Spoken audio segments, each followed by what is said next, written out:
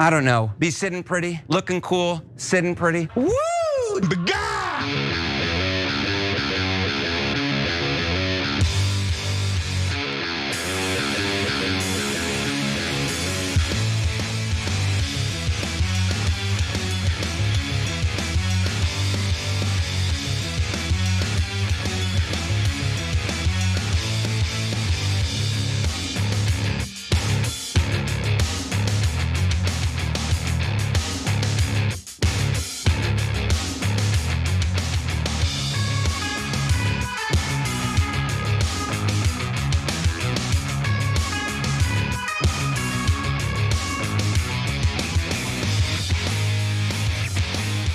All right, welcome to the Young Turks. Cenk Uygur sparing with you guys.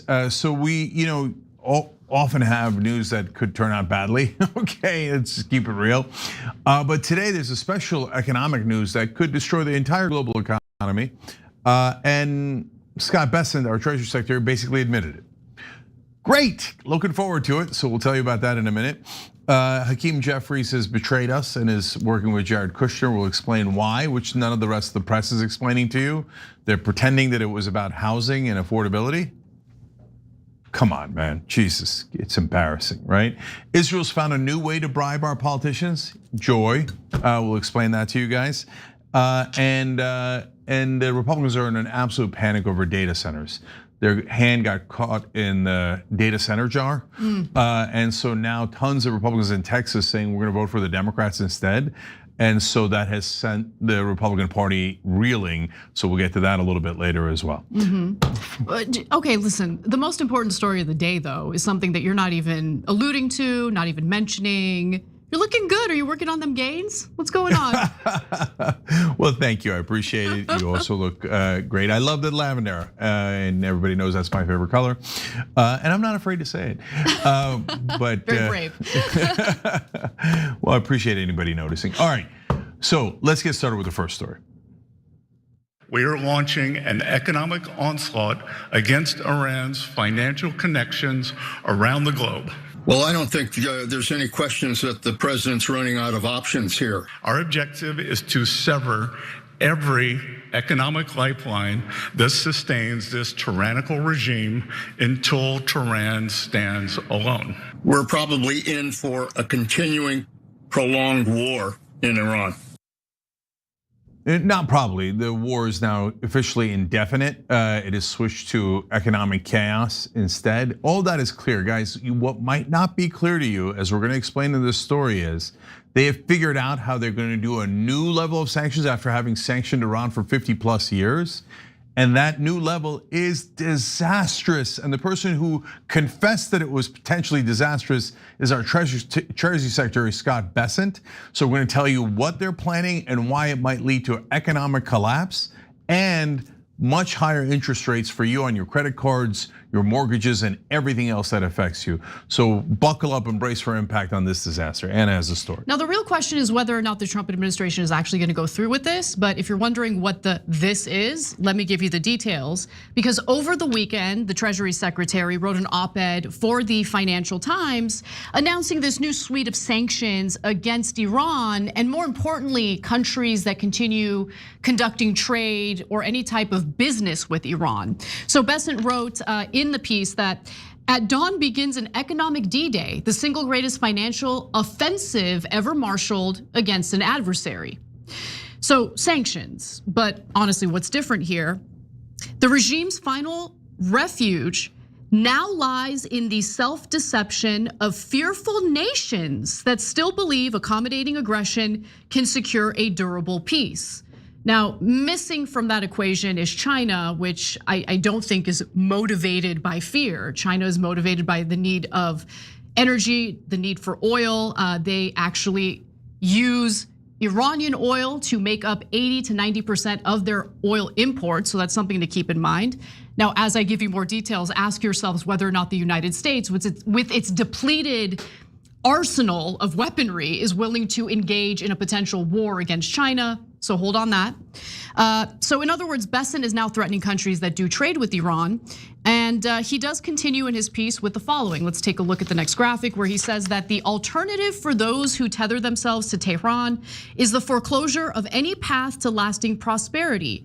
Any nation that serves as a financial artery of a withering regime should expect to share in its isolation.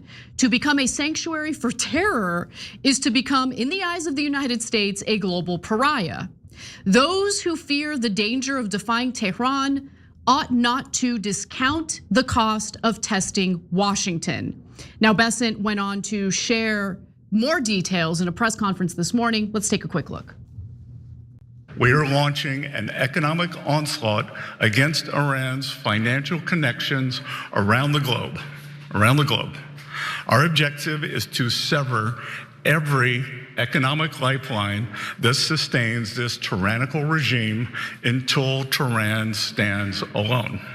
Today, we are launching Operation Economic Outcast to foreclose every other option available to the Iranian regime.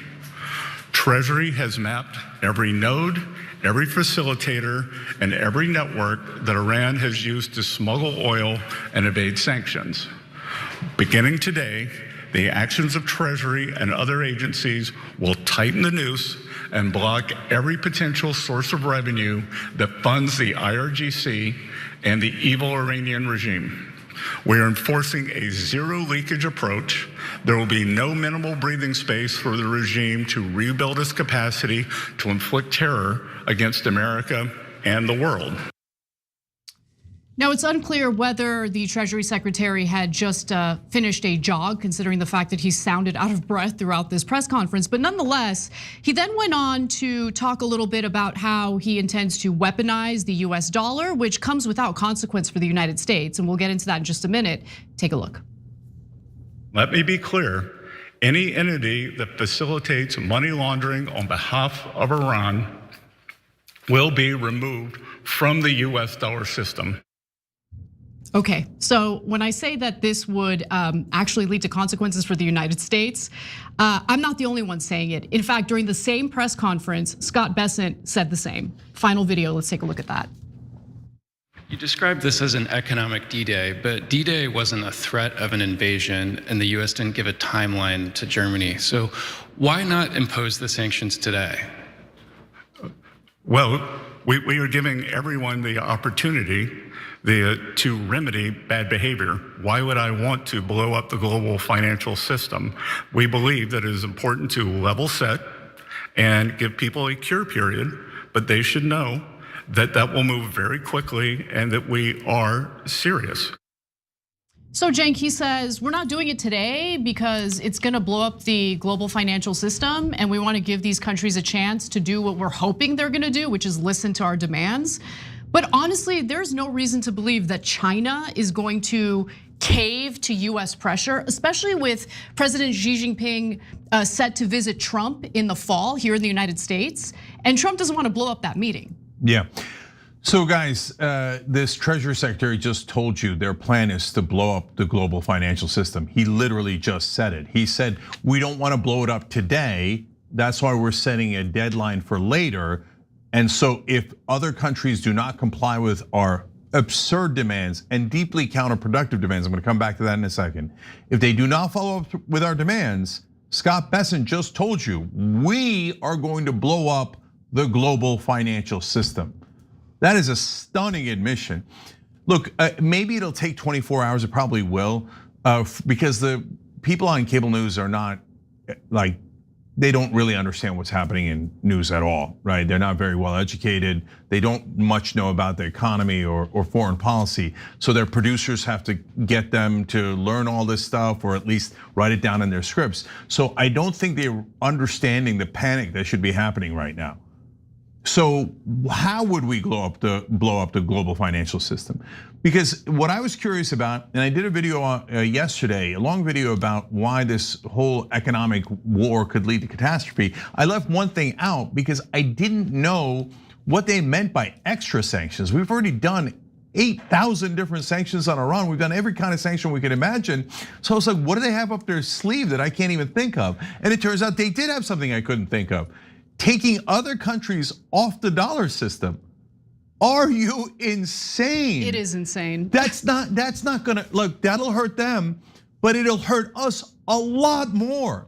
So look, people say that sometimes, but they never explain it. I need you to understand, the entire world uses the American dollar as basically their reserve currency and how they trade, and it's become the global currency. If they come off the dollar as a global currency, that would mean that our interest rates go up significantly. So number one, that $40 trillion in debt, we'll pay a much higher interest rate. We already pay over $1 trillion a year in interest, and that will go up substantially for our debt and our deficit and all the money that we have to pay. But on top of that, interest rates in the private system will also go up substantially. So your mortgage will go up, your car payments, your credit card payments. It'll be economically backbreaking for us. And for the whole world. That's why Bessent just said it would blow up the entire financial system. But that's not all. It would also damage the US in that right now, because the global currency is the US, we have the ability to do much tougher economic sanctions, and people cannot escape those sanctions because we're the global currency. When we're not the global currency, we lose one of our economic tools. Now look, I don't think we've used that tool in a way that's really helped America, and it's hurt the rest of the world, these economic sanctions, but that would now no longer be in our toolbox. And whenever there's global trade deals, they check with us because we have the reserve currency. Now, when there will be trade deals, they don't need the US. They won't need to check with us. We lose a tremendous amount of our military power and our economic power, let alone the almost near certain collapse that it would create, not just for us, but for the entire global economy. So Anna, we're going to play chicken with the entire world. And either this is a bluff, and if this is a bluff, then that's it. No country's ever gonna listen to us on any threat, period. I think we're already there. Well, and that gets to the other problem. If you're playing chicken with the world and everyone knows you're the biggest bluffer at the table, they're not gonna swerve. They're gonna make you swerve. And if we don't swerve, then we do a head-on collision. That's what we're, in my opinion, headed for. And you look, just to kind of put it in real world terms that is easy to understand. So when we do trade with China, for instance, right? We do it through US dollars, right? Because it is the reserve currency. You can imagine a day in which China says, all right, US, you really need our rare earth minerals badly, but we're not gonna sell you our rare earth minerals with US dollars. We're not gonna take US dollars. We want gold instead. You know, that's an example of how this could play out in real world terms. And look, I do think that Secretary Bessent is bluffing, because I do think that he is worried about blowing the global economy. And I know that he values the fact that we have the reserve currency, but the fact that we've been weaponizing the US dollar by doing these sanctions, and this isn't the first time, obviously we have a long history of doing this, that has also led to countries finding loopholes or workarounds, right? So for instance, the SWIFT system, which is used to like process the money in international trade. Well, the countries that we've sanctioned have found a workaround and have created a completely different system other than SWIFT in order to process that money, which I think is really fascinating stuff. So I'm gonna tell you a couple more things about that. So if they do a workaround and then people don't need to buy treasuries anymore. That's part of the reason why our interest rate would go up. If people don't need to buy treasuries anymore, we're hurt, dog. Don't ask us if we're all right in a million different ways. Then we're in the open market for treasuries, and the rate could go soaring because they don't need to buy it anymore. And what happens when BRICS finds a system that goes around us, whether it's gold currency, or maybe they go, you know what? Who's the second largest economy in the world? China is. Why don't we use the Chinese currency? What is BRICS? It's Brazil, Russia, India, China, South Africa. By the way, tons of other countries too. Egypt, Saudi Arabia, United Arab Emirates, Iran. So these are some of the largest economies in the world. Combined together, they're larger than us. So if they go, oh, you want us to get off the dollar? No problem. Well, and Iran's part of that group. So, so they're basically saying kick Iran out of BRICS, Otherwise, you won't be able to use the dollar anymore. And BRICS could easily say, don't threaten us with a good time. You want our currencies or our system to be the global reserve currency? That gives us so much more power than you. And so this is a game of chicken we should not be playing. This is a bluff we should have never made. And you know, the other person who agrees with me is obviously Scott Bessent, because that was a slip up. He should not have said this will blow up the global financial system if we follow through on the threat, but he couldn't help himself. So that means there's only two possible places where this dumbass idea came from. One is Trump. He's like, oh, why don't we just do it? And I'm positive that Bessent was like, no, it'll blow up the whole system, right? Or honestly, more likely, as you're gonna see a little bit later in the story, the Israelis. Because the Israelis think, who cares if we blow you guys up? You're just our chattel anyway. They'd be happy to see it. Yeah. Let's keep it 100, they'd be happy to see it. So here, I'll just give that to you right now. So it's the last graphic. Prime Minister of Israel immediately puts out a tweet, Benjamin Netanyahu saying, congratulations, President Trump and Secretary Bessent, on the latest sanctions against the Iranian regime. You justly exact a steep price from that cruel dictatorship and from those who assist its continued aggression. In other words, good job, little servant boys. Good job, little doggies. We told you, go endanger your economy and the entire global economy because we want more war. And we demand that Iran be destroyed on behalf of Israel. We have zero interest in this. And now we're gonna blow up the entire economy because Israel would like to be the only regional superpower, as one of their pundits admitted on Fox News just the other day. In fact, during the press conference featuring the Treasury Secretary, he also said to Iran's military, put down your arms and overthrow the regime. Yeah, like, what are we doing? What are we doing? We should not even be at war with Iran. Iran didn't harm us. They didn't have the capacity to harm us. Their weapons can't reach the United States. Because of this war, our military bases in Gulf countries have been completely destroyed. Our Gulf allies have been harmed without the United States having the capability to defend them. This has been a complete and utter disaster for the United States. And for what? In what way would we even benefit from this war if we were able to successfully carry out what the Israelis demanded of us, which was regime change in Iran? Well, I mean, it's just absolute lunacy. And it goes to show you how much of a liability our alliance with Israel really is. We should never have been in war with Iran in the first place, but here we are. Yeah, and so as long as we're allies with Israel, they don't care about us at all. They're a different country. They care about their own interests. Right. And like I said, one of their pundits on Mark Levin's show was like, we're not going to be a regional and global superpower. Like they're bragging about it. And she earlier in the segment, she said, and you know what, your gas prices are gonna be higher, but that's a price I'm willing to pay. Yeah, if you're an Israeli, us paying higher gas prices and higher interest rate and higher this and higher that is a price you're willing to pay, right? Because you're not paying it, we're paying it. And she's a TV plastic surgeon, okay? So she's totally fine to absorb higher gas prices for her precious Israel. But we, the United States, are supposed to be a sovereign country, not a slave to a tiny, irrelevant foreign country in the Middle East. Okay, look, last warning I'll give, and this one is not for us.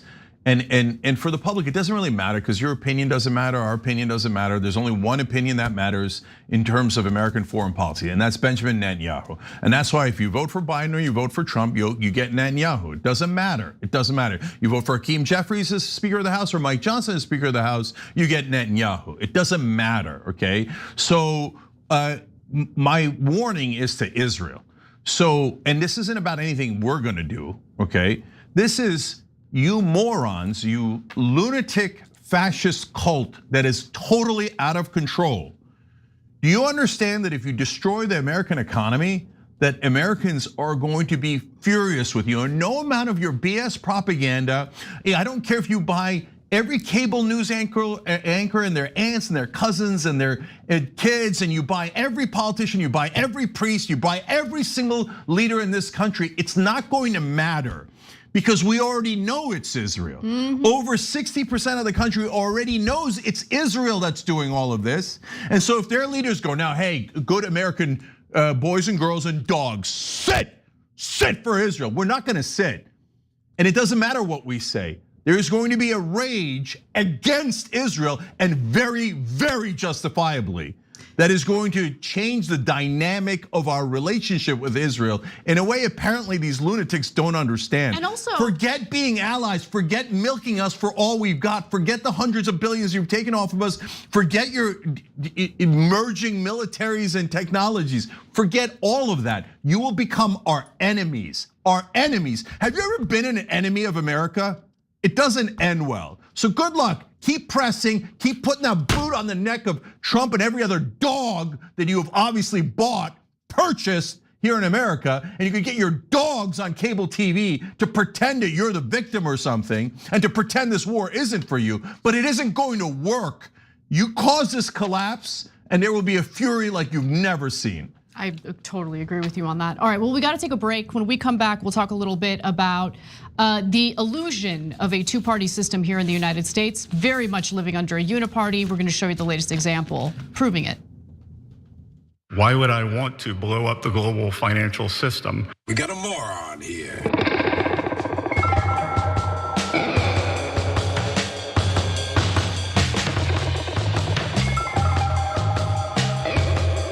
All right, let's go to members on TYT.com. I'm doing this blind. Wedge says, hola, TYT fam. Another week of buffoonery awaits. Well, dangerous buffoonery, but you're right. Music Matters says, happy TYT Monday to you all, sending positivity to you all for brighter days to come. Well, I love that.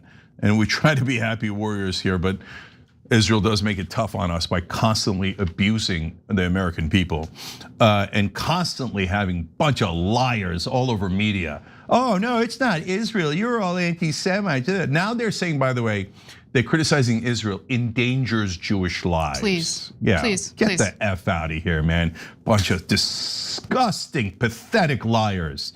Come on, come at me with that anti-Semite BS. Come on. Do it. Make yourself more unpopular and loathed and hated, okay? Churche de Lanosa says, hi all. So I guess we kissed the US dollar as a reserve currency goodbye. Ex-US countries are already booking to debase the US dollar, and this just gave them the push the world will need to seek an alternative to the US dollar. Of course, they're making that plan right now. I mean, I forgot to say that in the story. China, the minute they hear the story, they're like, oh, they called Russia first, India second. They're making a plan right now. Which currency are we switching to? Because these morons gave us some leeway, some time to figure out when we're gonna switch off the dollar. Thank you for making our day, right? So, God, they're so, Pseudo Dragon says, anybody doing business with Iran already has a way to get around the US dollar system. Jump and Jank Flash says, giving everybody a warning before we strike, I guess more of a softy day. And because they realize if we do it now, the kind of global economy will instantly collapse. So that's why they're not doing it now. Theater Goddess says, I'm hoping the donors are smarter than the administration and put a stop to this. The problem is a lot of the donors support it.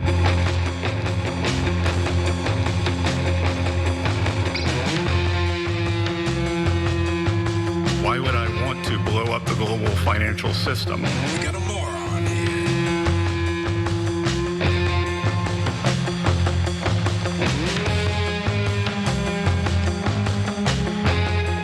Back on TYT, Cenk and Anna, and Bardor instantly clipped up Bessent saying, why would I want to blow up the entire global financial system? Because Israel ordered you to, and you're their servant, their pathetic little servant, that's why. And you'll all be judged for this. You think you're not gonna get caught forever and ever? We all already know the truth.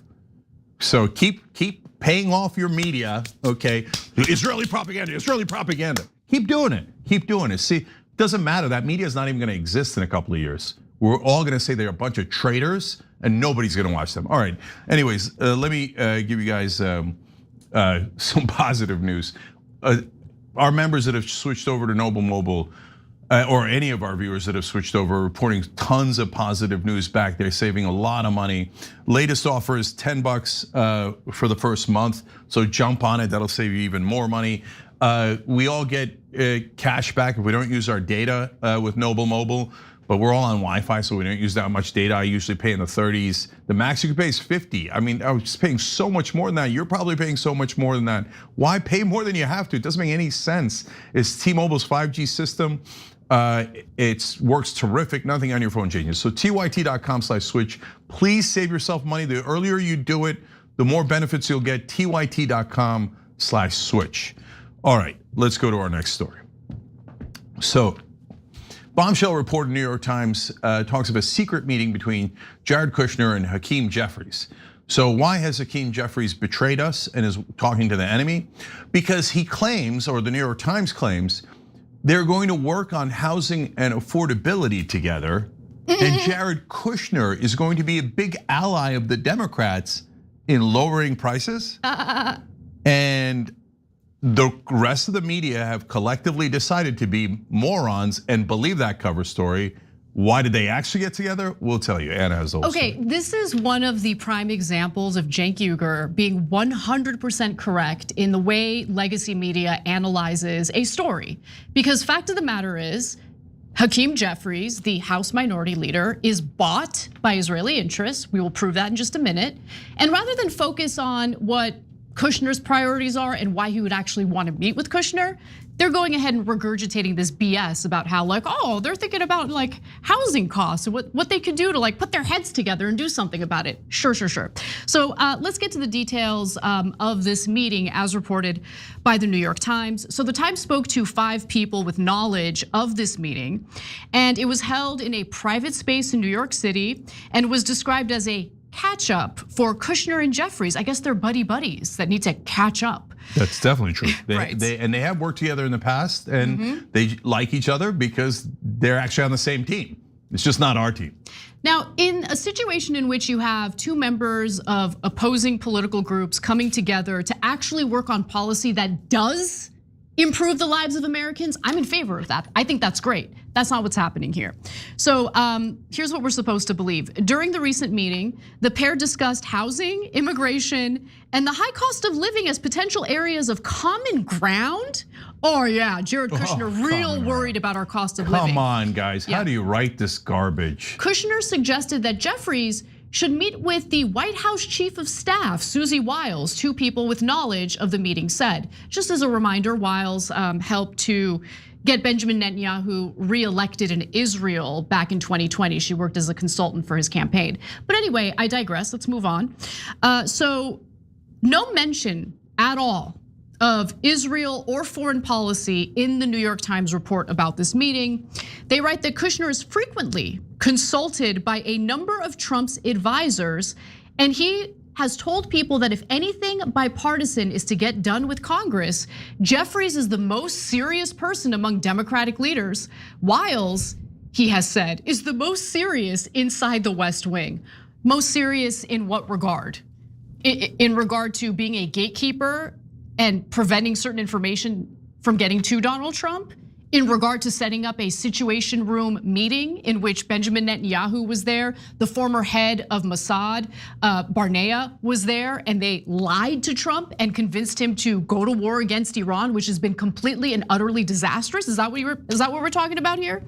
But anyway, let's talk a little more about the issues that were allegedly discussed and the positions of these 2 individuals on those issues. So in a statement, Jeffries did not even acknowledge that the meeting took place, probably because he knows that Democratic voters will engage in a bit of backlash about it. But here's what he did say.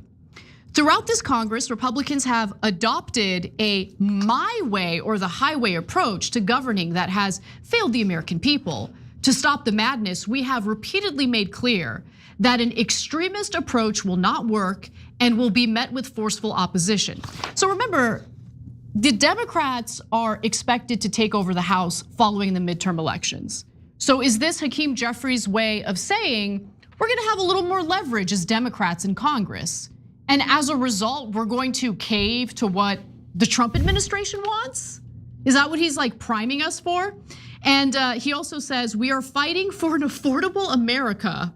The question is whether Republicans will join us. That's not a question. You're supposed to be the leader of the Democrats. And you're like, oh, I wonder if the Republicans are such good people that they'll join us in the fight to get to more affordability. When has the Republican Party ever done that? They've never done, even by the way, even if they had done that, you're the leader of the opposition. You're not supposed to be helping them with their marketing. And they've never done that. So now the leader of the Democrats in the House thinks, well, you know what? The Republicans might change their entire governing philosophy overnight and help the American people.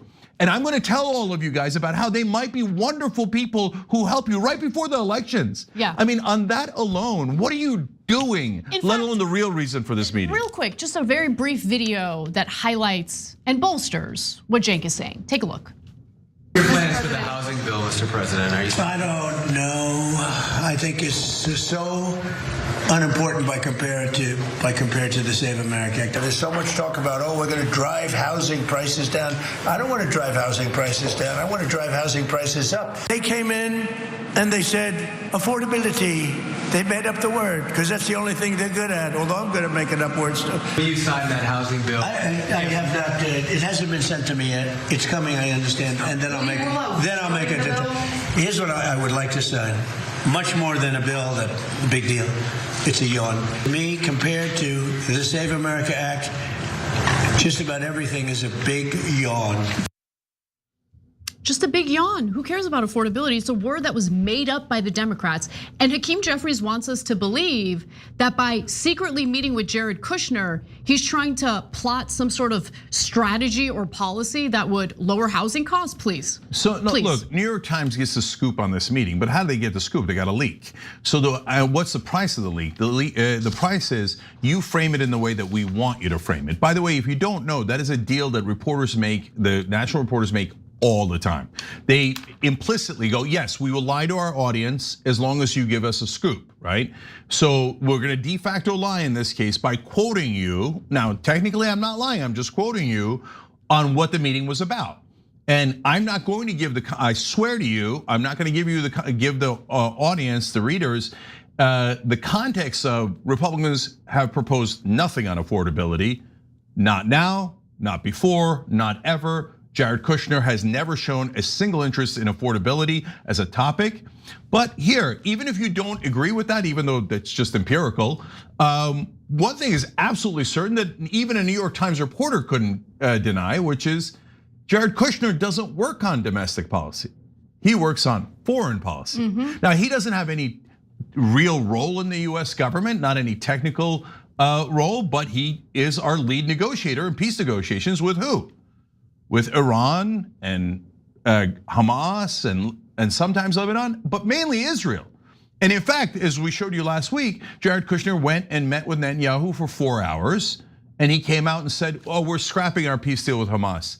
It's now officially dead. We are going with the Israeli position instead, which is that Hamas must disarm everything, nothing left, and then Israel might at that point do some of the things that they promised, but that they will do nothing in gradual steps like we told you. In other words, I work for Israel. But my godfather, Benjamin Netanyahu, stays at the Kushners. Every time he goes to America in the past, he literally sleeps in Jared Kushner's room. That's how close they are. Yep. So he's like, I'm gonna listen to Papa. And so Jared Kushner, and whether you agree with that or not, and you think, no, Jared Kushner is an American and representing American interests and holding Israel accountable, which again is counterfactual, cannot be shown in any way, shape, or form, but that's okay. Even if you believe that, you cannot deny that his field is foreign policy. That is the logical thing that Hakeem Jeffries would be talking to him about, not domestic policy. But nevertheless, you're lied to about why they had the meeting. Why they had the meeting is super obvious.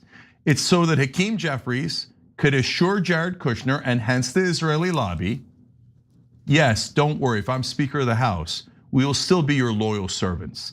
We will not let any of these newcomers, no matter how many offices they win, we'll never allow them to have power, no matter how many votes you need. I will find you exactly that number of Democratic votes to make sure you're funded forever. We merge our militaries and anything else that you offer. And they said it was held in a place in New York.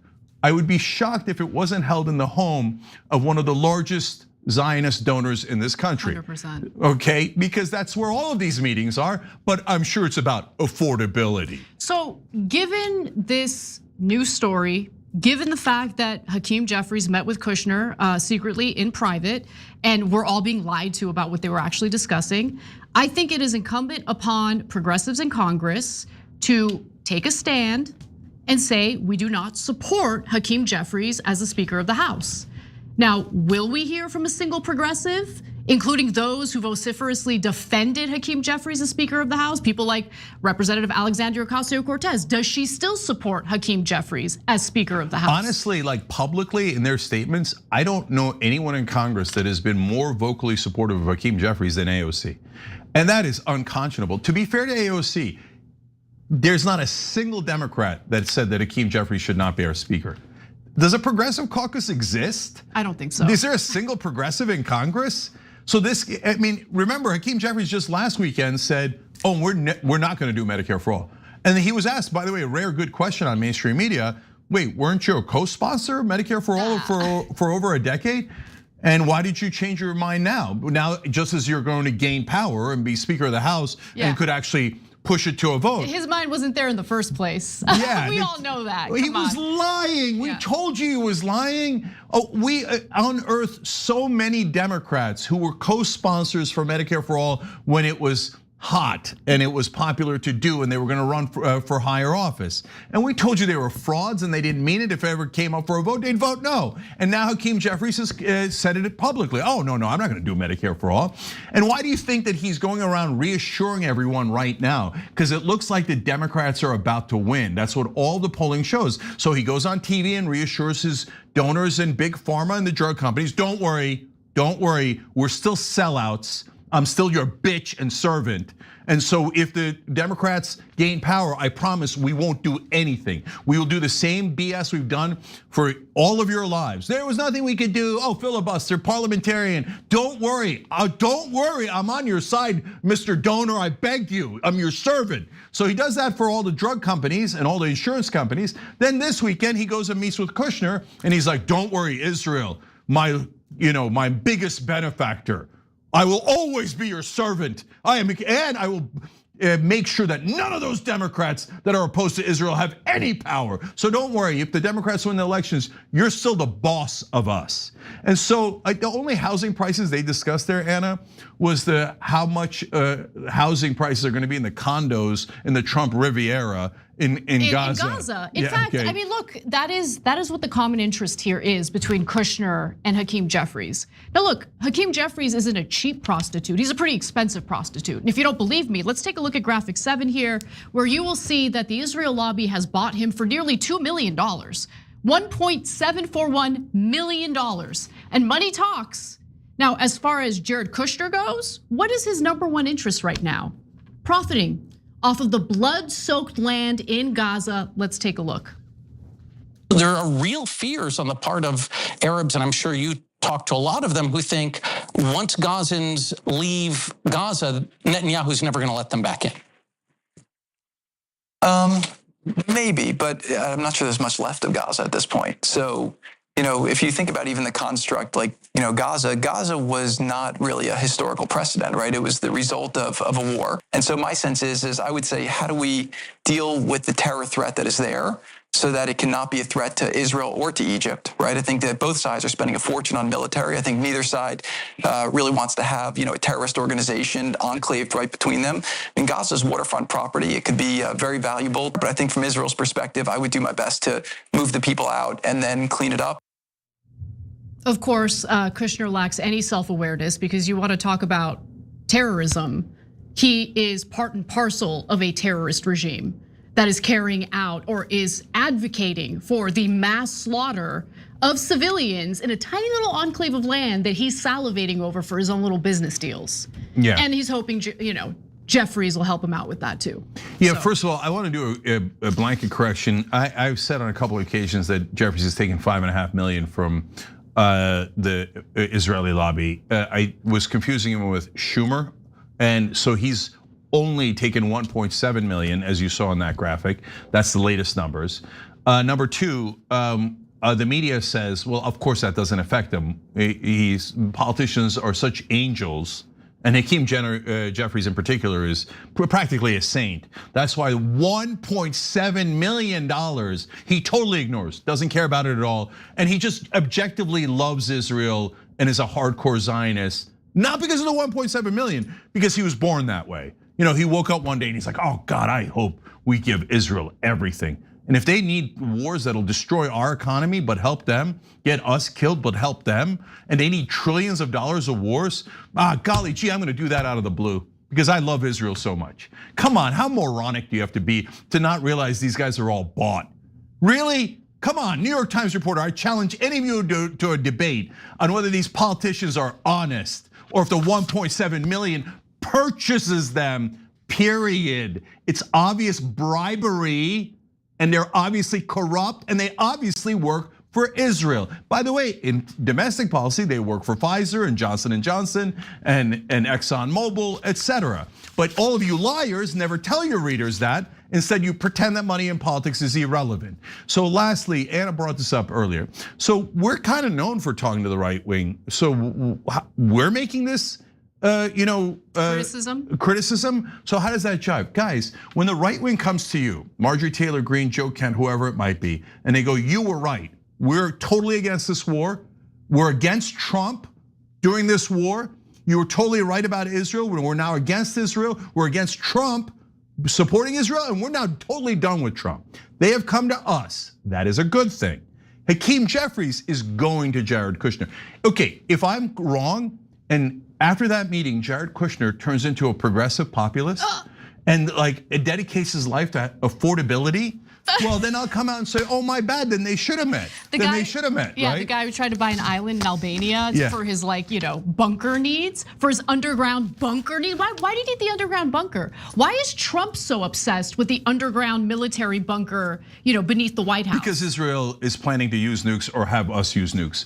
Okay, so, but you will all see with your own eyes that Jared Kushner does no such thing. He's never cared about anyone that wasn't a billionaire. He's not gonna do anything about affordability. And you will see with your own eyes that after the Democrats win the House, which is almost certain now, Hakeem Jeffries will betray you and he will vote with Israel. And he will make sure that enough Democrats vote with Israel that they get every single thing they want.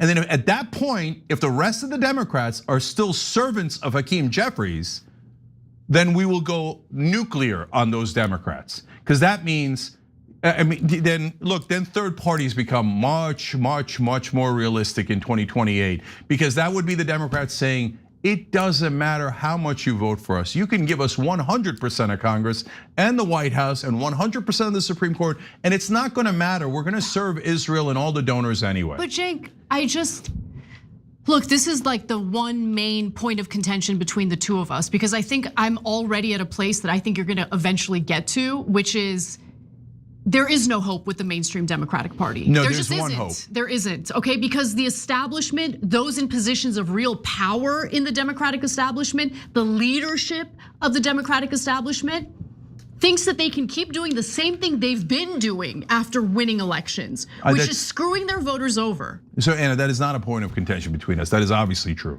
And so I'm not, look, and we already tried taking over the Democratic Party through Congress. It was called Justice Democrats. And it unfortunately turned into a failure because the people that got elected decided that they care more about their own egos and careers and didn't open the gates behind them. They acquiesced. Yeah, and they're now like, AOC is like the biggest fan of the establishment. Let's be honest about it. Every time she goes on TV, she's like, oh yeah, we're all wrong, and Hakeem is right, and the establishment is right, and Joe Biden was the greatest. Remember, the very last people supporting Joe Biden from dropping out, even after the debate, was, and it breaks my heart, but Bernie and AOC. And they were like, no, Biden, the corporate Democrat. Right? So what the hell's going on here? So that failed, and I'm under no illusions. The minute she went in, the leader of the people who was supposed to open the gate behind him was like, oh no, slam that gate shut. No primaries. I'm not supporting anyone against my coworkers, okay? So that dream is gone. Now, there is a dream that is obvious, and it's not a dream, it's super easy. It's not super easy to do, but it's super easy to understand, which is we do what Trump did in the Republican Party. We have one guy go into the primary and win it and run against the Democratic Party, run against the establishment, run against Israel, and I nearly guarantee you victory. Then once you have the presidential candidate, you have the whole party. You can replace everyone at the DNC and you start giving out the orders. And of course, yes, the establishment Democrats are crooks, they're corrupt, and they will oppose the candidate. It doesn't matter, you crush them because you're now the leader of the Democratic Party. If we don't win the primary in 2028, the Democratic Party's dead. Well, we've got more economic news when we return. We'll talk a little bit about inflation, Trump's ongoing ridiculous trade war with Canada, and more. Don't miss it.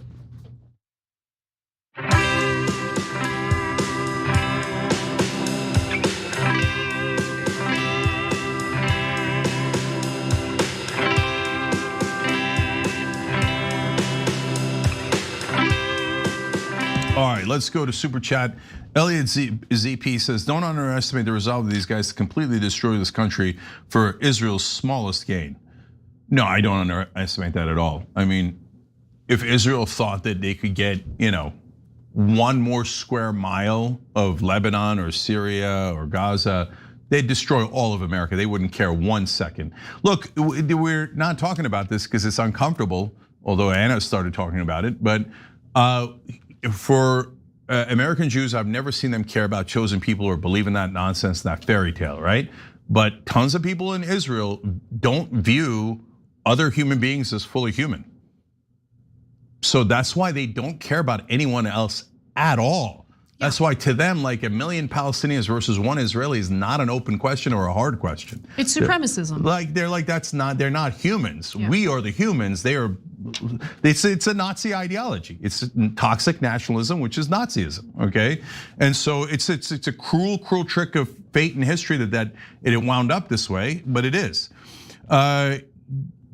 GKNKR Dan writes in, Cenk merhaba, Türkiye'nin askeri gücünün ve seviyede olduğunu ve İsrail ile savaşın neden düşük ihtimal olduğunu açıklayan bir analiz atmışım sizin takımınızda. Umarım en alan bundan bahsedersiniz. Obviously. Okay, so that was in Turkish. I just wanted to read a fun Turkish super chat for you guys. He's basically saying you should know Turkey's ready. If Israel wants to come, Turkey's ready. Okay, so, and that is what most Turks think. So be careful what you wish for. God damn it, I'm out of time. All right, we'll be back.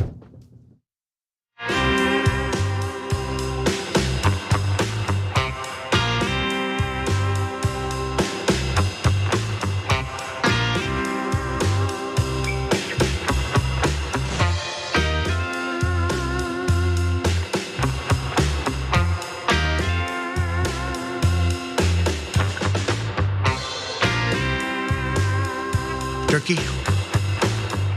All right, back on TYT, Cenk and Anna with you guys. I'm actually gonna read a couple of quick comments here because we're also on Substack. We love being live on Substack.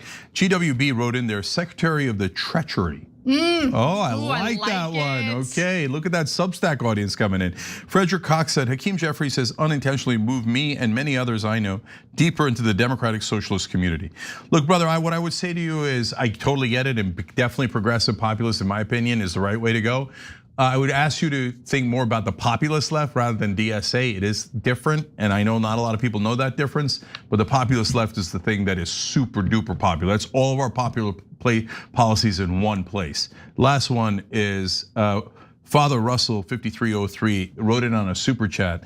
I'm still blown away that I now have aligned with TYT after voting for Trump 3 times. I will concede you were right.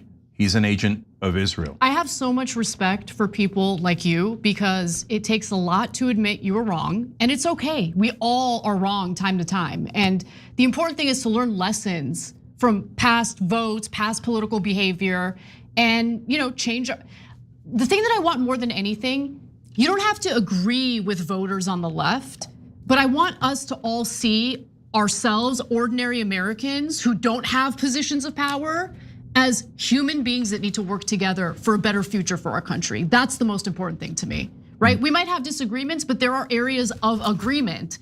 Let's start there. Let's work together. Yeah, 100%. Yeah. All right, let's go to the next story. We've consistently proposed long-term partnerships, while America has often pursued short-term transactions. The gap between partnership and competitor, unfortunately, has remained too wide in recent days. So last evening, I instructed our negotiators to return to Ottawa. We cannot accept what they've offered, and we will not give what they've asked. All right, great, because we didn't have any other problems. Donald Trump has decided to start a full-blown trade war with Canada. I mean, it is seismic, the size of this trade war. And what do we always ask for? Maximalist demands, as if we have all the leverage in the world. When is it gonna get through Trump's super thick head? We don't have the leverage you think we do. Not everybody's going to cow to you and bow to you. So now this is going to be an epic disaster, and it has gotten instantly ugly. Anna has the whole story. It certainly has gotten instantly ugly. And as I give you the details of this story, I want you all to consider the fact that energy experts predict that we will run out of our strategic petroleum reserves by September 1st, which is right around the corner. That is unreal, man. And that is a relevant thing to keep in mind because we rely on Canada, believe it or not, for a great deal of our energy imports. And I'm gonna give you those numbers in just a minute. But first, let's rewind. Let's give you some context on how we got to where we are today. So just last week, the United States and Canada were attempting to negotiate a new trade deal, which blows my mind because if you guys can recall, one of the things that Trump did in his first term was completely renegotiate NAFTA and created a new North American trade agreement known as the USMCA. Then he gets elected for his second term and he's like, not good enough. Not good enough, I never keep my promises, so I wanna renegotiate. Okay, so thus we find ourselves in a new trade war with one of our closest trade partners, Canada. So President Donald Trump had threatened to place a 50% tariff on $20 billion worth of Canadian imports. Now that's stupid for a number of reasons, but the main reason is the fact that, for reference, Canada usually exports about $400 billion worth of goods to the United States every year, and one of the main goods is oil and natural gas. So the goods impacted by these new tariffs would not, of course, impact oil or natural gas. Like Trump doesn't want to mess with that, but Canada could mess with that. Now, because they have leverage over us in that regard. Now, the goods impacted by the new tariffs include hockey equipment, beer, cement. You should also keep in mind that we import crude oil, natural gas, passenger cars, auto parts, and industrial machinery from Canada. So these negotiations were intended to find a workaround to these new tariffs that Trump was proposing, but these negotiations failed. The Canadians have had enough. Both the United States and Canadian governments have accused each other of introducing poison pills in the last second. Canadian Prime Minister Mark Carney, who you heard from in the very beginning of this segment, has stated that he will in fact retaliate against the United States by matching the tariffs dollar for dollar. Here's more from Carney, take a look. We recognized from the start that America has changed. Early last year in this room, I observed that the decades-long process of steadily increasing integration between our economies was over. Our government understood before many that America would transform all of its commercial relationships, that it would put a series of tariffs on its closest allies and use economic integration as a weapon. Last spring, I warned that America is trying to break us so they can own us. And I promised that that will never, ever happen. We are keeping that promise. Canada is becoming stronger and less dependent on America. We are already giving ourselves more than they can take away. And we are just getting started. Now, in response to this, like a complete toddler, the President of the United States, Donald Trump, vowed to increase even more tariffs on Canadian goods. So on January 1st, 2027, tariffs on all cars, trucks, both large and small, automotive parts and steel will be increased to 50%. Built in the United States and there are zero tariffs. Canada will be treated like a state no longer on trade and in other ways also. They are among the worst nations in the world to deal with. Come on, man. They feel entitled and yet we don't need Canada, they need us. Wouldn't it be amazing if you wrote this about Israel? Okay. Oh my God, I mean, that would actually be true. Exactly. Right, but in the case of Canada, it's not true, okay? Canada is the single largest supplier of energy imports for the United States, providing roughly 60% of imported crude oil and other and 90% of imported natural gas. So you might be wondering, like, but aren't we like the top producer of oil here in the United States? We are. We're also the top exporter of oil. And there's different types of oil. Our refineries are only able to refine Canadian oil, okay, Canadian crude. So this is the reason why we export a lot of our oil. Also, let's keep it real, the oil companies want to make a killing and they're gonna sell to the highest bidder.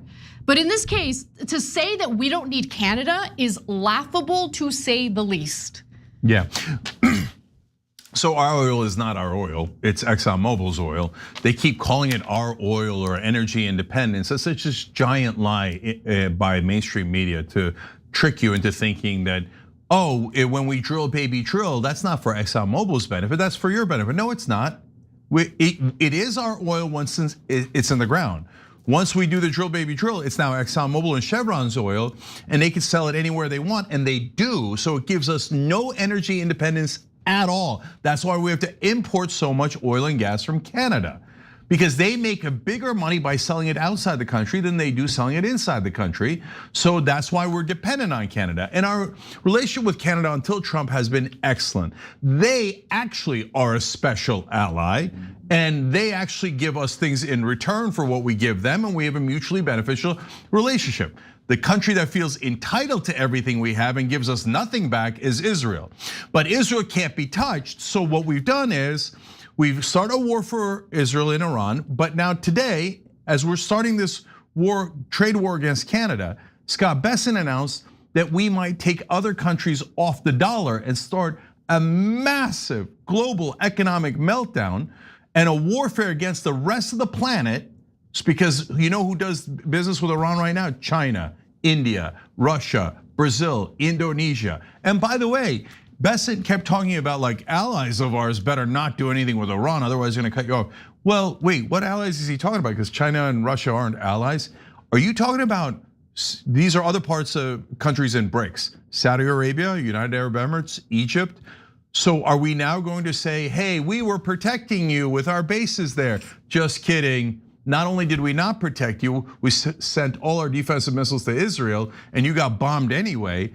But on top of that, now we're gonna kick you out of any kind of economic alliance because Israel has demanded that we go thermonuclear economic warfare against the planet in order to hurt Iran because they need to be a regional superpower, Israel does. So I tell you all of that in this context because on top of potentially starting a war with the rest of the world economically, we take our strongest ally, the ones we have most connections to, Canada, and we punch them in the face worse than we punch anyone else. And it's insanity, total insanity. I'm not even done yet. So I should note, even before the latest threats by Trump, he had already set automobile tariffs at 25%, and tariffs on Canadian steel are already set to 50%, okay? But if you thought Trump was playing hardball, then just wait until you hear from the Premier of Ontario, Doug Ford, who's quoted as saying the following: Trump underestimates Canada, we're all in. Up here, we're at a fever pitch. Everyone's in for an economic war. They know they're going to have to sacrifice. In fact, many Canadians have been boycotting the United States. They're not traveling here as tourists, they're not buying American products. This is immediately after Trump got elected for his second term and started, of course, issuing all sorts of threats against Canada. Ford, by the way, is threatening to completely revoke US access to minerals that the Pentagon needs for military equipment and electronics. He says, I'll cut them off. You don't get a grain of sand out of Ontario. Ford also threatened to cut off electricity imports from Canada, going back to what I was referencing earlier in regard to how much we actually are reliant to Canada when it comes to our energy needs. He says lots of bluster. Oh, and then Trump responded to it by saying lots of bluster from Doug Ford, who is the premier of the Canadian province of Ontario, but who is better known as the less charismatic, intelligent, and overall unimpressive brother of the late, great Rob Ford. America has been carrying Canada for decades, but no longer.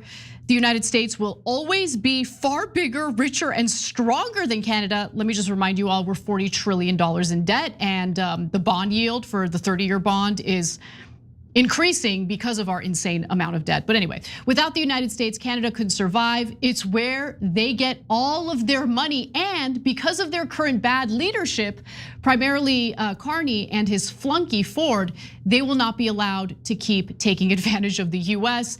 They're key to survival. Now, he also went on to claim that much of the electricity, oil, and gas that Canada receives is transported through the United States. That's not true. In reality, the vast majority of Canada's energy exports go to the United States. As I mentioned earlier, we receive 60% of imported crude from Canada, 90% of imported natural gas. Canada is an energy producer that mostly exports rather than imports energy. And Canada's threat should be taken seriously, okay? During an earlier phase of the dispute, Ontario imposed a 25% surcharge on electricity exported to Michigan, Minnesota, and New York. And here's what Ford also said: we power 1.5 million homes and businesses. Everything's on the table. I'll do whatever it takes. If Trump continues trying to dismantle Canadian manufacturing, Ford said, he better have a pack of batteries. So we're already dealing with an inflationary environment for a number of reasons. And one of the main reasons is this disastrous war that we have entered against Iran at the behest of the Israelis.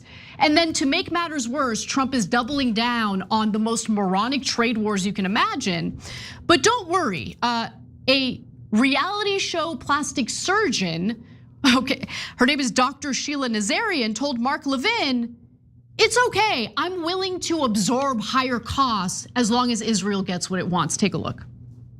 For me as an Iranian, a person of Iranian descent, my appetite is quite high for high gas prices and for higher prices of goods because for me, it's a humanitarian issue. They killed tens of thousands of Iranians, unarmed protesters in the streets in January.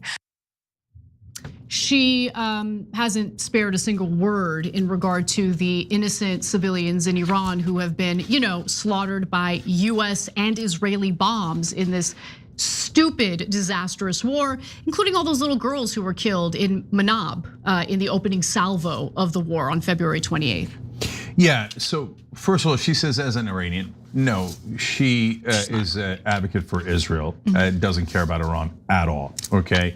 But even if she did, as an Iranian, I don't mind paying higher gas prices. Well, sister, that's on you, man. As an American, I mind paying higher gas prices, whether that's for Israel or Iran. That's not my business. My business is America. And I mind greatly paying higher gas prices. So Israel, as she admitted later in the segment, so that Israel can become a global superpower. I can't believe they're just saying it now. She's a traitor to the country. Yeah, of course she's a traitor. Of course she is. And then they go, oh, that's a trope. No. It's not a trope when you say it out loud. When you say, yeah, America should suffer for Israel so that Israel can be a regional and global superpower. I didn't say, you said it. So you can kiss my ass with all of your, everybody's an anti-Semite, everybody's a trope, doing a trope. Shut up, no one cares anymore. You guys can all go in your Washington and New York and be like, right, all Americans are anti-Semites, right? We should hate Americans. We should tell everybody that Americans are disgusting anti-Semites and we should criticize all of them until they suffer and they gotta pay higher prices for Israel. The stupid anti-Semites, let's punish them, right? That's what you're saying, and we're sick of it, okay? We're sick of a bunch of Israelis all over television telling us, go to war, go pay more, do this. And now on top of it, look, we have a perfect storm, guys. We have a pure evil government of Israel with 100% control over our foreign policy going, attack more war, more genocide, give me money, give me wars. Give me caskets of Americans coming home. Okay, because we're not gonna use Israeli troops. We're gonna let American troops die for us. And now on top of that, you have a moronic man-child president who's like kind of mentally challenged, going, tariffs are the right answer. Really? 50% tariffs on our closest ally as you're declaring economic war on the rest of the world? That's good to our benefit? That's gonna help us? No, you guys, one of the things that's most underestimated is not Donald Trump's corruption. Everybody knows Donald Trump's corruption. That he's now a servant of Israel is obvious to literally everyone in the country other than people on television. They're like, oh, Israel, they have no influence at all. Don't fire me. Don't fire me, Zionists. Please don't fire me. We all know it, guys. It doesn't matter what you bunch of liars say. So now, the underrated part is how deeply unintelligent he is. He doesn't understand that if for a tariff to work, it has to be targeted, it has to be proportional, and it has to go over the long term, okay? A tariff that is gigantic, aimed at our closest trading partner, and is not long term because we all know you're gonna taco, right? Oh, 50% tariff, oh, I mean 0. 120%, I mean 10%. 200%, I mean 5%. I mean, what kind of a lunatic do we have as president? Such an absurd, pathetic moron. So it's not gonna work. Work how? What has that tariff done to help us? All it's done is increase gas prices. And then on top of the demands of Israel for infinite, endless wars, they're going to pulverize this economy. So there's nothing but bad news ahead because we have a mentally challenged president being ruled by a purely evil leader in Benjamin Netanyahu. When we come back for the second hour, we're gonna have a fantastic interview because it turns out that Israel is literally funneling money to Ted Cruz in ways you wouldn't expect through his podcast. So maybe this is the reason why he's doing a podcast. We've got that and more coming up. Don't miss it.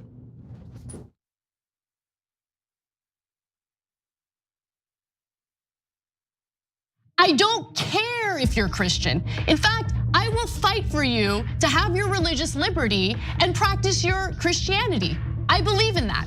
I don't believe in Christianity, which means that you do not get to dictate the way I live my life based on your religion. I don't care what the Bible says. You have every right in the world. All those women who identify with your religion have every right in the world to not get an abortion, to not take birth control, but they do not have the right to dictate my life and what I decide to do with my body. I don't care about your goddamn religion. I'm so tired of having nonstop conversations about what the Bible says. You live your life in the way that you interpret the Bible.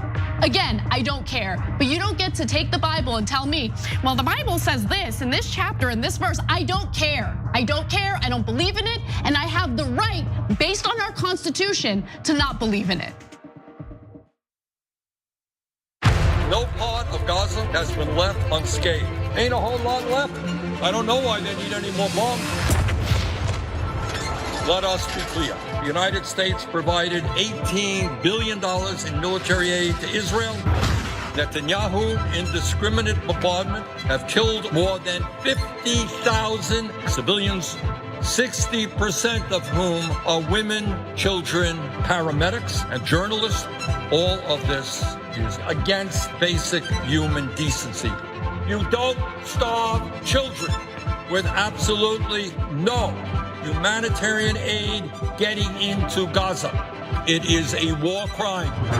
It is illegal for the United States government to provide Israel with more offensive weapons. History will not forgive us.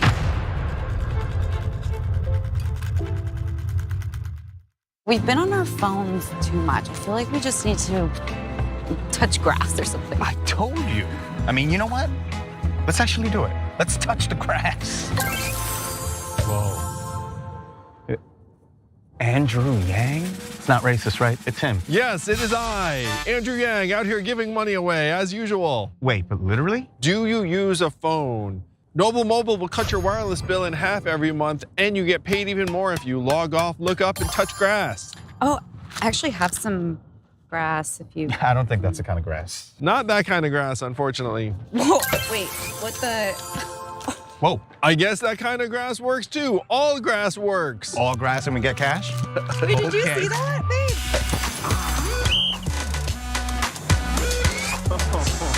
Noble Mobile, make it rain, girl, make it rain, make it. That didn't rain so good, but now it's raining good. Corruption, injustice, the system is rigged against you. Every day we're blasted by a flurry of terrible news from every angle, which can make it challenging to stay positive and know how to fight back. The Damage Report is your solution. I'm Johnny DeRola, and my daily morning show cuts through the noise and exposes the real damage being done to our country, the world, and how we can fight back against it. Corporate greed crushing workers? We'll name names. Politicians selling you out for their corporate overlords? We've got the receipts. Climate disaster, economic collapse, the rise of fascism. No spin, no establishment talking points, just the truth that you need to survive and resist.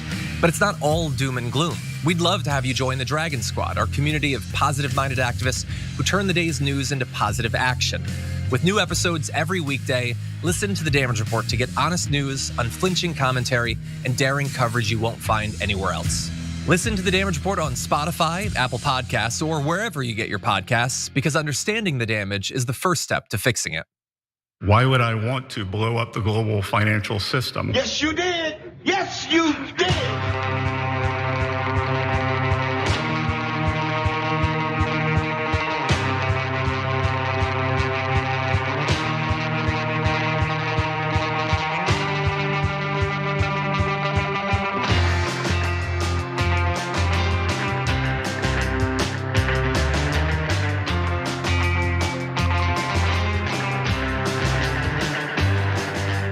All right, back on TYT, Cenk and Anna with you guys. Now we've got a really powerful story in an interview here. So let me get that started for you guys.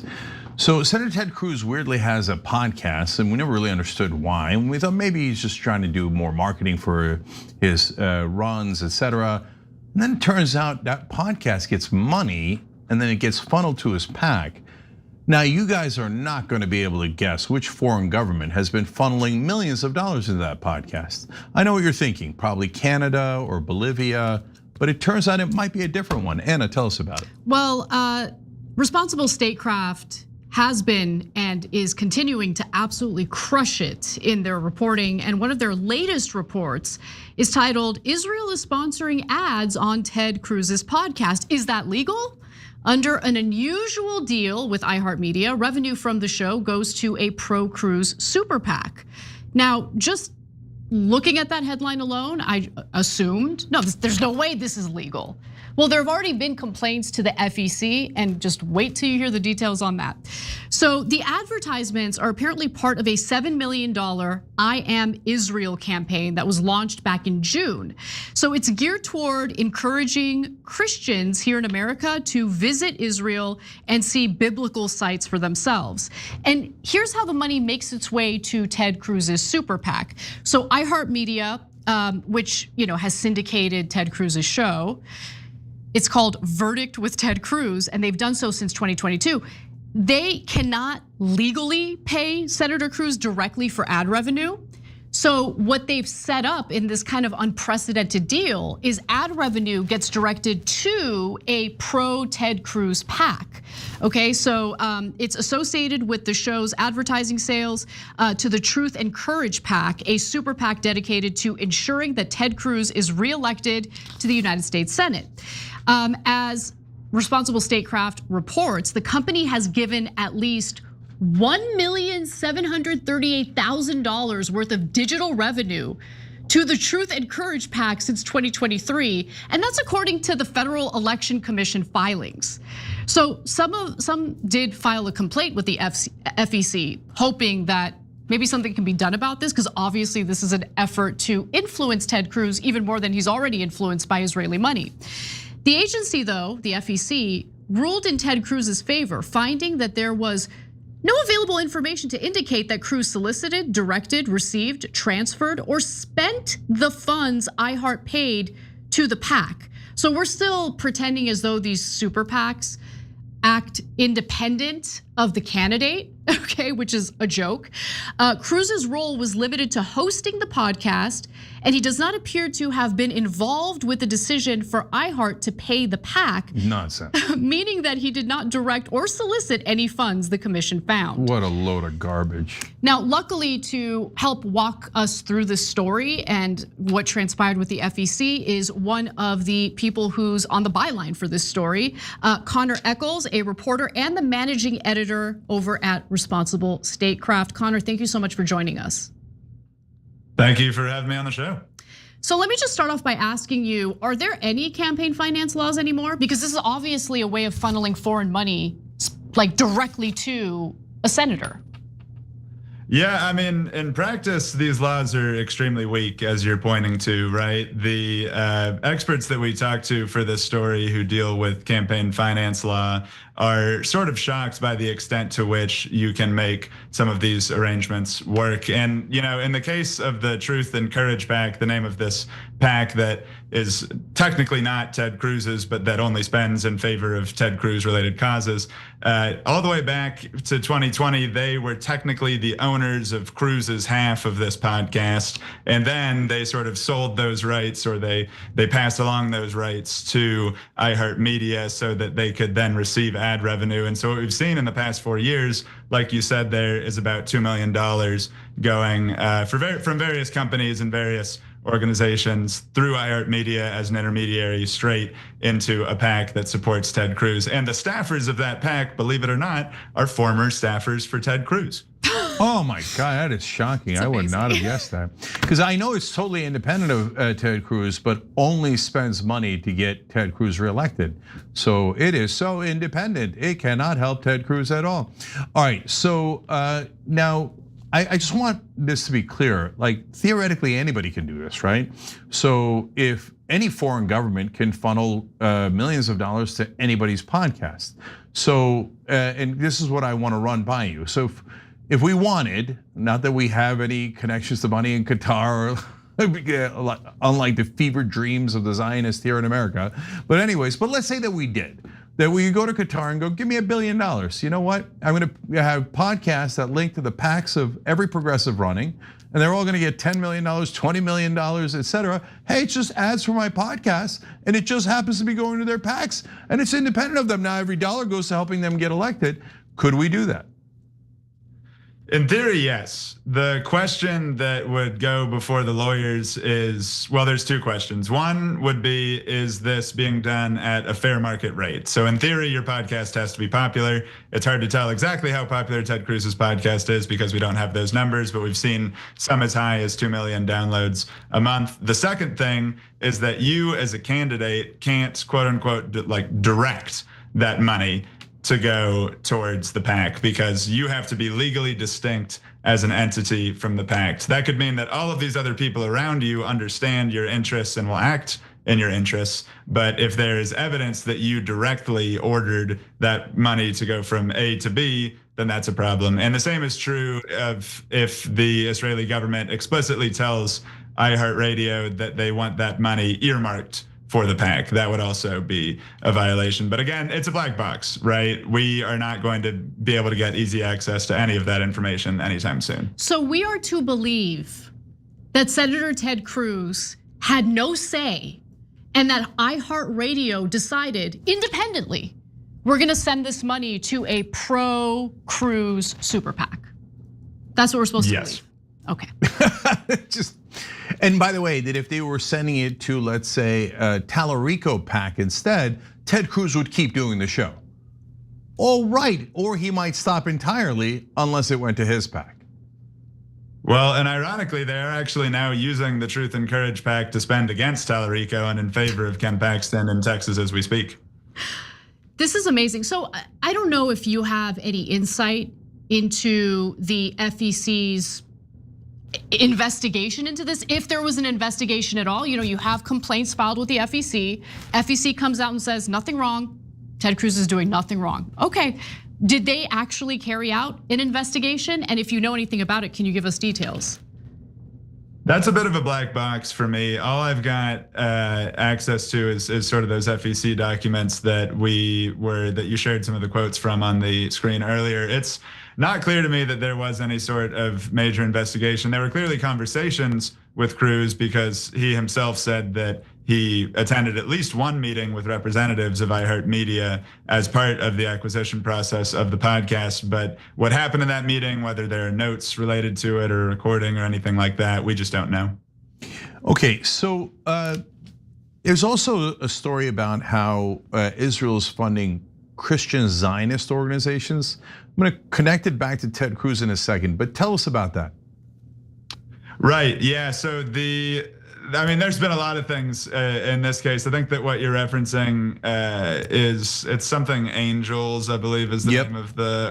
Yeah, right. Let me find the exact. So it's Eagle's Wings rather. So they did indeed, and this is reporting from my colleague Nick Cleveland Stout, who shared the byline with me on this piece. But they did funnel about $250,000 to Eagle's Wings, which is a Christian Zionist organization in New York, and they've been giving a ton of money to a ton of different Christian Zionist organizations in order to encourage them to sort of bring evangelicals back into the Zionist fold, because you're actually seeing a really significant movement among young evangelicals away from Zionism. Something like only, I think, 24% of evangelicals under 35 prefer the Israelis to the Palestinians, or say that they sort of side more with the Israelis over the Palestinians. And that's a big crisis for Israel's lobby here in the US, because that is their strongest force in American politics. So let me get this right. The Israeli lobby, number one donor in the last election cycle and in this election cycle, funnels hundreds of millions of dollars to our politicians, and our mainstream media, unlike you guys doing actual news, our mainstream media says, no, those hundreds of millions of dollars don't affect our politicians because they're angels. And then they funnel money through their podcasts directly into their PACs, and that's not even the Israeli lobby, that's Israel itself, so that's a foreign government. And our media says, no, that also, millions of dollars to their podcast also doesn't affect the politicians. And then they funnel millions of dollars, now that you got $250,000 to that one group of millions overall, to Christian Zionist leaders and pastors. And then our media says, no, that also doesn't affect those pastors at all. But and by the way, the reason the media says that is it's largely owned by radical Zionists, like Rupert Murdoch and Larry Ellison, et cetera. But they say the fact that they're radical Zionists does not affect their coverage at all. They're very objective. That's why on TV you see nothing but people giving the Palestinian point of view. Oh, right, that's never allowed on TV. So, but what I'm driving at here is, Connor, doesn't it look to the naked eye like there's a foreign government funneling millions of dollars to our politicians, our media, and even our religious leaders to purchase almost every leader we have, and have them all say the same thing, which is that Israel is our greatest ally. We owe them all the money in the world. God says to give it to them. Politicians say to give it to them. Media says to give it to them. And so they put in millions of dollars and get back billions of dollars. Or count the wars, trillions of dollars. Am I seeing anything, or is that a fair description of the state of affairs right now? Yeah, I think it's hard to argue that that is, at the very least, the goal of this money, right? It's hard to say exactly how any given person is swayed, right? Like, I don't think Ted Cruz needed to be told that he should care about Israel. I think that is a deeply held view of his, however we feel about it. But there is a ton of money going into this because they see that there is a real decrease in support for Israel among Americans today, and that is having an effect on our politicians. So final question for me, and this is really, your answer is gonna be subjective, I wanna be clear about that, but do you think that these efforts are gonna work? Like, for instance, do you think that young evangelicals will somehow be convinced by their pastors that a supremacist ideology is compatible with their Christian beliefs? Well, I can say that I certainly hope that they will think independently. There's a really complicated sort of relationship, obviously, between people and their pastors, but I do think that we're seeing this younger generation seeing these images coming out of Gaza, seeing these images coming out of Lebanon, seeing the destruction and waste that has come from the US-Israeli war in Iran. They understand that the US being in lockstep with Israeli interests is not beneficial to us at home. And so I really do think that it's going to be an uphill battle for them. But then again, there was a large backlash against Israel that began in the 80s after a lot of actions they did in Lebanon. They were able to turn that around over the ensuing decades and get to the point where this all sort of had to start over again. So who's to say? But my suspicion is that it will be very difficult to put this genie back in the bottle. Yeah, I'll work very hard to keep that genie out. So my last question is about the actual advertising campaign. So they get the benefit of buying Ted Cruz, but they've bought him in many different ways. It's just one of the ways. They've also bought 94% of Congress. But mainstream media would say no, millions of dollars didn't affect those politicians. So, but on top of that, they're also promoting Israeli tourism. Do we know if in the ads they say this is where we murdered the Palestinian kids, this is where we murdered the Palestinian grandmothers, and this is where we murdered the Palestinian moms, and so come to Israel and we'll show you the concentration camp we've set up for the Palestinians in Gaza, which is only 30% of what Gaza used to be, and all the places we're going to set up the condos on top of dead Palestinian children. Is that part of the campaign?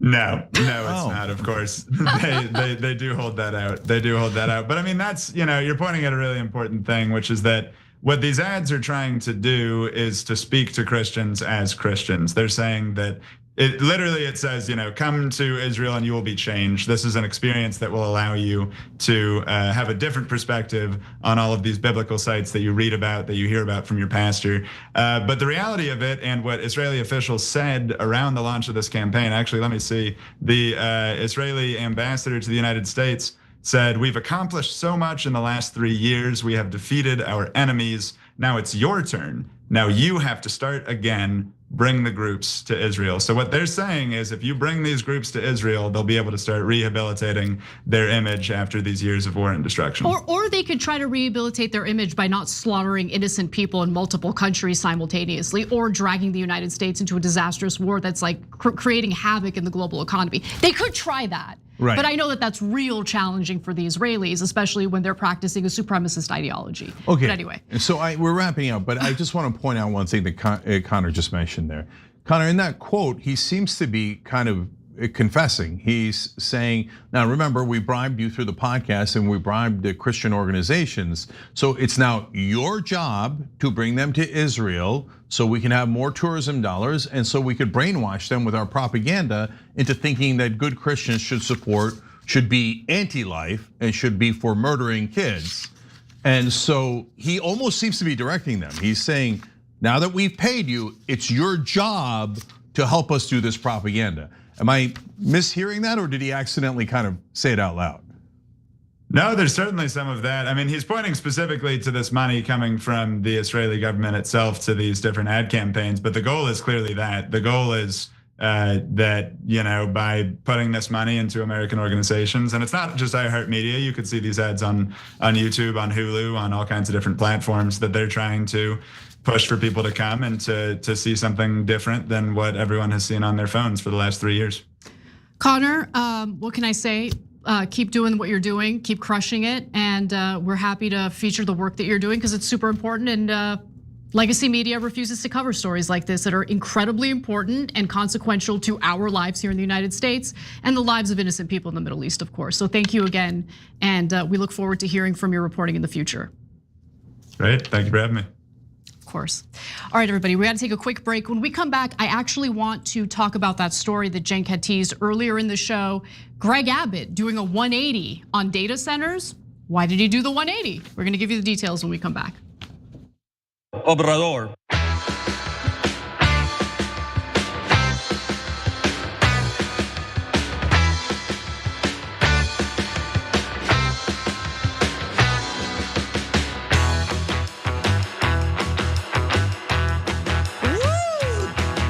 All right, let's go to members on TYT.com. Pessimistic Progressive says, anyone remember last month when AOC said she will continue to support Jeffries because of his housing funding plans? I sure do. I wonder if this is related. Leopards ate my face moment, okay? Panic on Funkatron says, this is basically the dumbest attack on the financial system ever conceived. There's no possible benefit for the US either way. Sounds like the US government is captured by a foreign power. Ding, ding, ding, ding, ding, we have a winner. Can you believe that people in mainstream media still act outraged by that? When I say that, they're like, oh my God, how can you say that? Israel has no influence at all in America. What a bunch of preposterous liars. Kelly K says, happy Monday from Canada. On behalf of all Canadians, we're sending a huge F yourself to the orange dictator, Donald J. Trump. Enough is enough. We're absolutely fed up with the disrespect towards our prime minister and other elected officials and Canadian citizens. Still love the American people, but Trump and his sycophant administration can F right off. Here, Kelly. Boss Scavenger says, if Anna runs for public office, she should wear this outfit when she makes the announcement. I mean, I'm wearing short shorts, so probably not. Or maybe yes, but I'm not gonna run for public office. Okay, well, okay, but I'm taking note. Bradshaw Crew 1 on Twitch, thank you for gifting 5 subs, you're awesome. Matrix Elmo says, no one tell the world we're 40 trillion in debt. They may call our bluff. Yeah, sure they won't find out. And that's obviously his point. Hamilton Slate says, Jeffries meeting Kushner is just one big TV commercial for the DSA. Yeah, it's driving people away from the establishment Democrats, and that I love. Trisha Briggs says, yes, Cenk is looking great. Who doesn't love Trisha?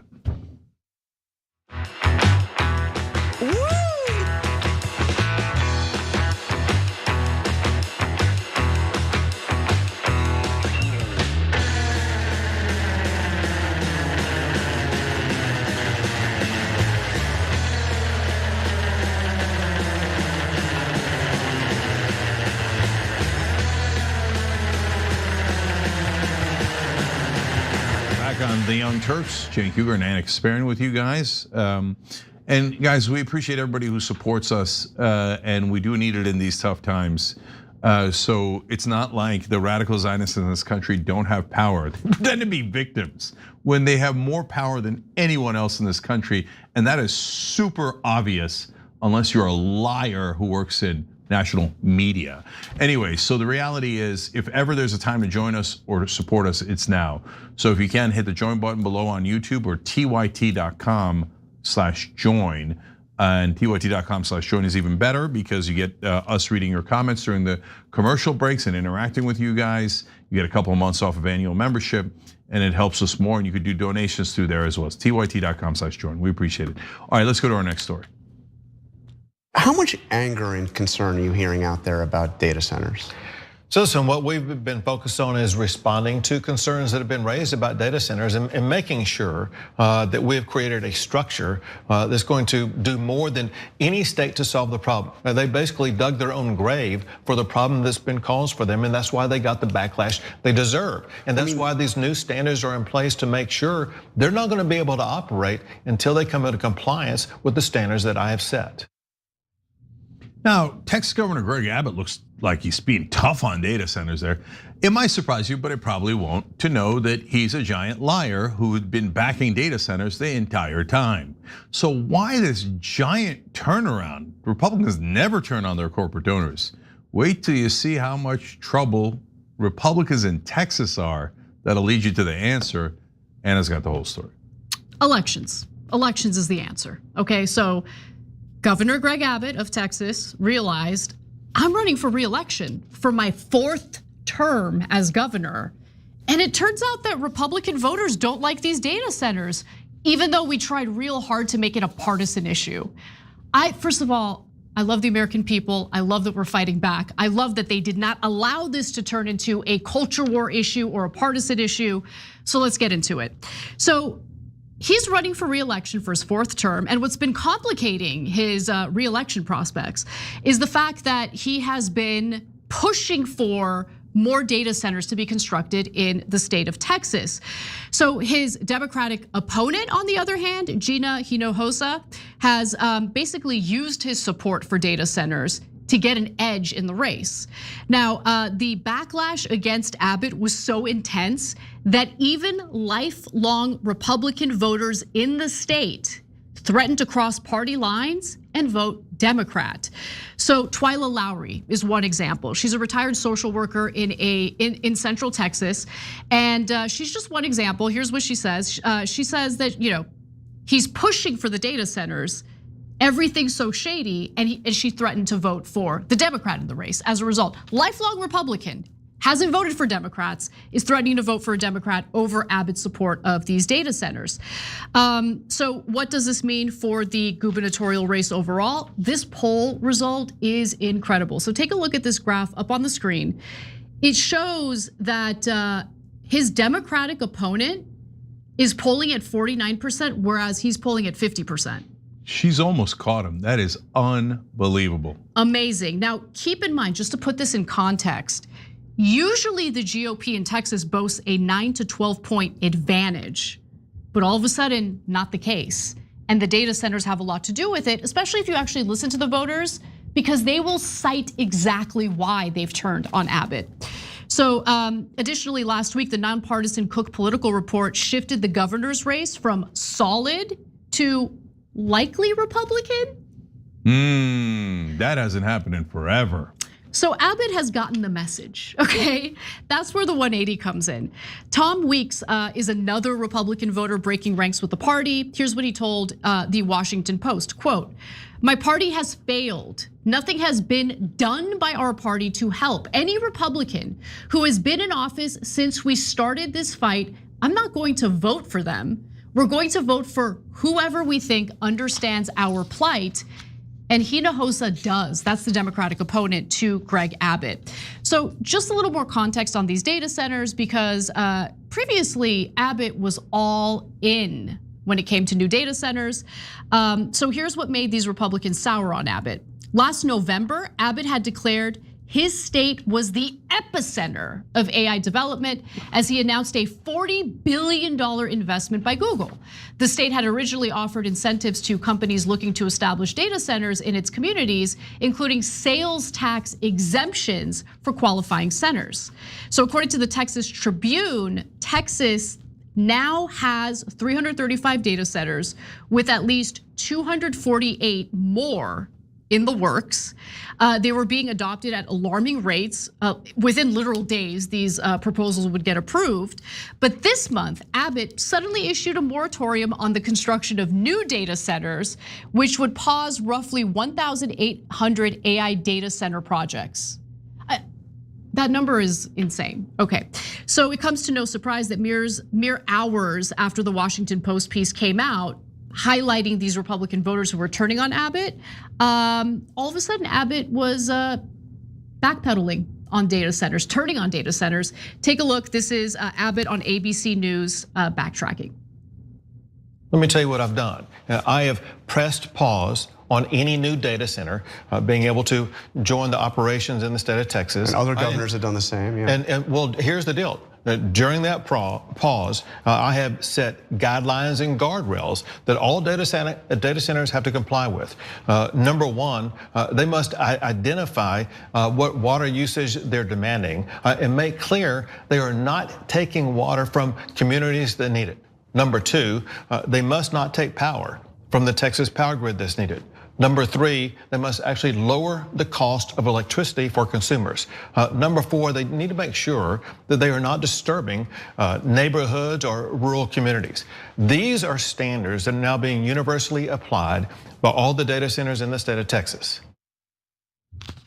So what was amazing about this interview, Cenk, is he was also talking a little bit, I mean, he was asked about why there were lightning fast approvals of these data centers to begin with. So I actually want to go to that video, skip ahead. Let's take a look at that.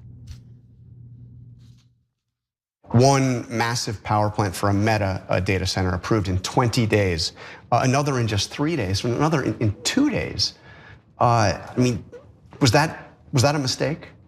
Well, so the way that it works in Texas, they didn't get approvals from the state of Texas. They had to get approvals to build those power plants to power their data centers. So to actually begin the data center, they don't need to get approval from the state of Texas, which is the way the law currently works. One thing that they would need to do eventually is to get approval to plug into the power grid. However, in Meta, for example, out in El Paso, they are outside the Texas power grid there, and so they weren't required to be a part of getting the approvals from the power grid. That said, so there was like no public notice, there was no approval. Well, no, there was at the local level there in El Paso. However, because my guidelines and guardrails that I've set up are so clear, the Meta data center in El Paso, which is outside the Texas power grid area, they have announced they will be in full compliance with the guardrails and guidelines that I've set out. So companies don't need approval from the state of Texas to build the data centers? Yeah, so that's hilarious. Can I just show up and build whatever I want in Texas? Well, if you pay Greg Abbott enough. If I bribe him? Yeah, if you give him enough money in politics, then of course you can. But guys, to Anna's point there, I mean, look at this hilarious sophistry. So they're like, he's like, no, technically you don't need permission from the state of Texas to build it, but you do need permission from the state of Texas to plug it into the power grid. Oh, right, because they were going to build it and not plug it into the power grid, which is the whole point. So, are you tricked? Did he do a good job of manipulating you with his stupid ass propaganda? Because he thinks you're an idiot and couldn't figure that out, right? And a lot of people are, apparently they could figure it out because you're now tied with a Democrat in your race, which you didn't expect. And did you guys see that turnaround? Anna read you the quote earlier that he was so proud of turning Texas into the quote epicenter of AI development. Now all of a sudden he's like, oh, maybe I didn't have anything to do with it. They didn't even ask me for permission. Oh, I've set strict guidelines. Oh, I'm the one. Get the hell out of here, man. You got, again, as usual, you got caught with your hand in the cookie jar. You got bribed by them. You got bribed by every other company, by the way, to set up that comical energy grid that got people killed in Texas. Good point. And charged them more while they were in the middle of killing them, right? And guess what? Why they were able to set up that terrible energy system? Because they all gave campaign contributions to Greg Abbott, but I'm told by mainstream media that was all coincidence, right? So now the people are pissed. And guys, we have an amazing development in this country that is affecting this story and so many others. And so as we're in super dark times, there is reason for significant optimism. So on this show on the Young Turks, for 20 straight years, we've been telling you, obviously it's the money in politics. How is this complicated? They bribed them to the tune of millions of dollars. That's what they use to get reelected. That's the source of their power. And then scum politicians like Greg Abbott do exactly as they're ordered by their donors. It doesn't really matter who the donors are. What matters is this corrupt system where the donors can simply buy our politicians. Now, as we've been saying that, back then we were the only ones in online media, and we had this great wall of mainstream media who said, no, we're never gonna let the American people find out. We're gonna lie to them 24/7 and say the money doesn't affect the politicians at all. So we couldn't get past that wall. Now there's so much online media, and anyone doing a real show that has to appeal to the audience instead of giant advertisers who are the same people as the donors, now have to tell you the truth. Otherwise their audience goes, you think the millions didn't affect Greg Abbott? Okay, you're a liar, I'm not watching you anymore. So people in media, even on the right and certainly in the middle, are having to be honest with their audience, otherwise they're not gonna have an audience. 70% of Americans, roughly 70% of Americans, oppose the construction of data centers in their communities. And there's a number of reasons cited for that. It is obviously a burden to the energy grid, and it's leading to higher energy bills for ordinary Americans who are not gonna benefit in any way, shape, or form, or profit in any way, shape, or form from these data centers. The water usage, the noise pollution associated with the data centers. And also, let's keep it 100, they're ugly. Do you want one of those in your neighborhood? But most important of all, I mean, the data centers made a huge mistake. They made the robbery direct instead of removed by one step. Usually the way the robbery works is an oil company will give money to politicians like a president, and then those politicians will give them subsidies back. They'll give them $35 billion in subsidies. But since none of the media ever talk about the subsidies, and the subsidies don't affect you directly, you never find out, so you're never angry about it. That's a robbery well done. In this case, they set up the data center in your neck of the woods, and then they start having you pay their bills. Yeah. And then all of a sudden your bill is doubled, and you're like, what the hell did it double for? I'm barely making it as it is. They're like, yeah, you're having to pay the bills of the data center. Why? Why should I pay their bills? They're making trillions of dollars from this AI garbage. Why am I paying their costs? Because Americans and our politicians, hold on, Anna, sorry. And our politicians say, shut up and pay the bills. That's what they were saying. So now, since the robbery is so direct, the American people have woken up. And now, because you're getting all this news from online media, you go, oh, well, of course it's the money in politics. We're not schmucks. Now that I know that Greg Abbott is getting millions from these guys, and all of a sudden he's approving in 2 days, 3 days without checking a goddamn thing and without caring about his voters. Now all of a sudden enough Americans have found out that Republicans might even lose in Texas. Listen, this is my read of the situation, Cenk. Americans have been shafted by this redistribution of wealth from their pockets into the pockets of major corporations. And let's keep it real, we've been complacent for a long time. Enough distractions to keep our minds off the fact that we've been robbed. But in this case, I mean, Americans have been squeezed too much. And you're right, They were under the impression that the people behind these data centers were under the impression Americans have been abused so much already, and they just sit down and take it. So why wouldn't they just sit down and take it while we do this? That's exactly right, because they got away with so much that they thought, we'll just rob them directly. Like, we'll go to their house and get $100, $200 from each one of them and give it to the data center so they don't have as much cost, right? And they thought, why would we get caught on this? We rob them for a living. That's the whole point of the politicians, is to take money from these giant corporations and foreign governments and then to give them 10 times, 100 times, 1,000 times more, but not of their money, of your money, right? So they got caught this time by even Republican voters, because in the past what they would say is, oh yeah, the oil subsidies, look away. It's okay, drill baby, drill, I got a nice talking point. And the Republican voter, and by the way, also corporate Democratic voters, let's be honest, okay, would go, well, of course, drill baby, drill, right? The Democratic voters would say something different, but they got hoodwinked in a different way. Those are the establishment Democrats. So now, and on Israel, they'd be like, oh, special ally. Jesus told you that you have to do it for Israel or whatever. It's in the Schofield Bible. And they would go, okay, yes, sir, take my money, sir, right? But now when even a Republican voter in Texas goes, wait, you just took $150 out of my pocket to give to Facebook? Facebook's worth nearly $1 trillion. Why don't they pay their own goddamn costs? So even the Texas Republican voter goes, no, I'm not dumb. I just didn't know the information before. The information was hidden from me. All I got was slogans and catchphrases, and I made the mistake of thinking you were on my side. And BS about free markets when really this is socialism for incredibly profitable corporations. And we can prove it, guys. You know, right now, both the Pentagon and Health and Human Services are destroying the free market. We're not allowed to negotiate drug prices. There is no bigger attack on capitalism than saying you're not allowed to negotiate. That means there are no free markets. Who brought that corruption to you? Establishment Republicans and establishment Democrats. They're the uniparty. They got together and they sold you out. And whenever there's a populist from the left or the right, who attacks them 200%? The corporate media. The corporate media is the getaway driver. They're in on this.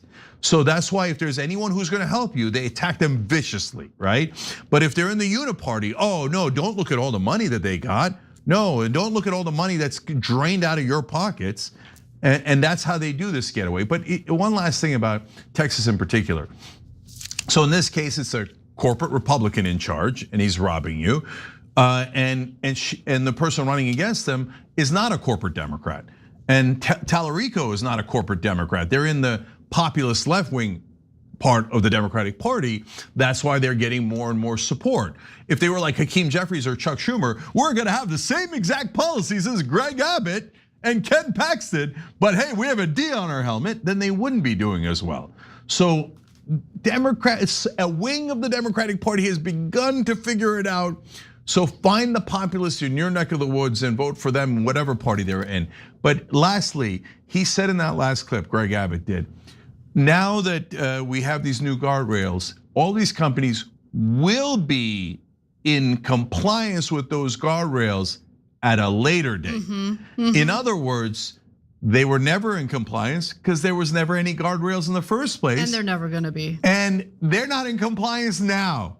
So if you re-elect Greg Abbott, who you know for a fact serves those data center companies, after the elections, do you think that they're really gonna follow the guardrails?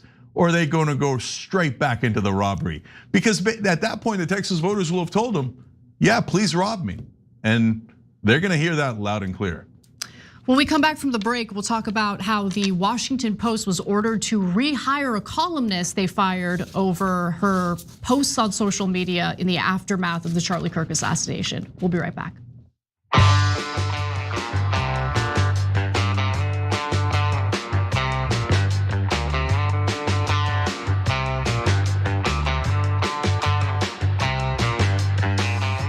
Let's go to Super Chat, where a couple of you have been wonderfully generous. I'm a damn lib wrote standing strong with TYT, love you all. Thank you, brother, we appreciate you so much. Another wonderfully generous contribution comes from Solid Pack American Horseman. Citizens United's masterpiece. Israel buys Ted Cruz's podcast. FEC waves hands because technically nobody said, give me money. A foreign state now funds a US Senate campaign. Just route it through a super PAC and call it digital revenue. But then how dare you fund a Palestinian charity? Yeah, that's exactly what our government and media do. And I wrote this on Twitter, and it's blaringly obvious. So there are almost no Palestinian voices. Forget being Palestinian yourself. Almost no one supporting the Palestinian point of view or even stating the Palestinian point of view in television, almost none. On the other end, thousands of pundits, anchors, and guests and politician appearances all over cable news, all supporting Israel. And they tell us we're objective. No, you're not. You're a bunch of effing liars whose job is to deceive the American people on behalf of the donor class. RC 7801 says about the politicians, but maybe also about the media, F these traitors. Mike Necrofan says the Democrats are not the opposition party. Jeffries and Kushner are meeting because the establishment is terrified of raising class consciousness. Yes, Mike, that's exactly right. Aliyah Deep says the reason radical Zionists have such terrible talking points is because there just aren't a lot of rhetorical options. Of course, they have to pretend that everyone knows I can see what's happening is anti-Semitic. Yeah, that's right. They have to call everybody anti-Semites because they can't argue the facts. The facts are 100% against them. We'll be back.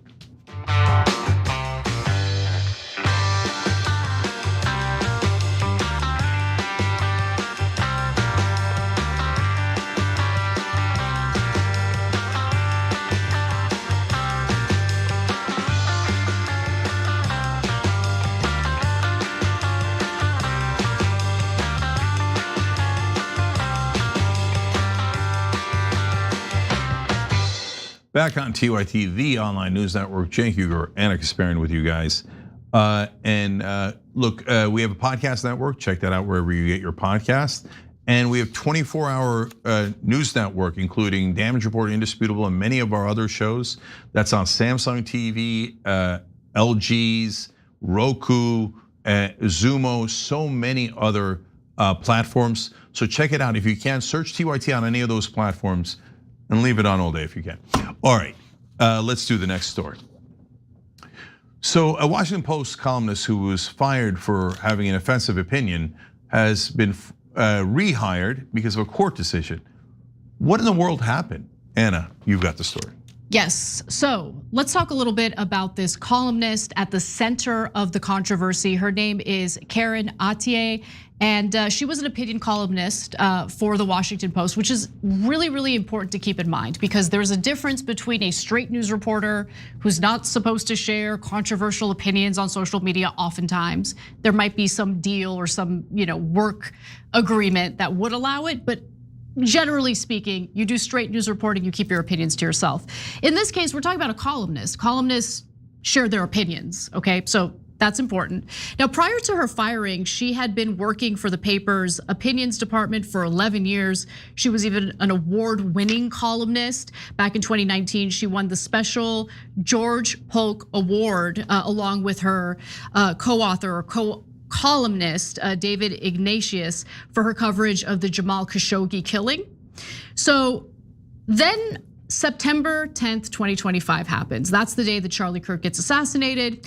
And she made several posts on Blue Sky regarding political violence that apparently offended her employer so much that they decided to terminate her position with them. So I'm gonna give you a few examples. Here's one. For everyone saying political violence has no place in this country, remember 2 Democratic legislators were shot in Minnesota just this year and America shrugged and moved on.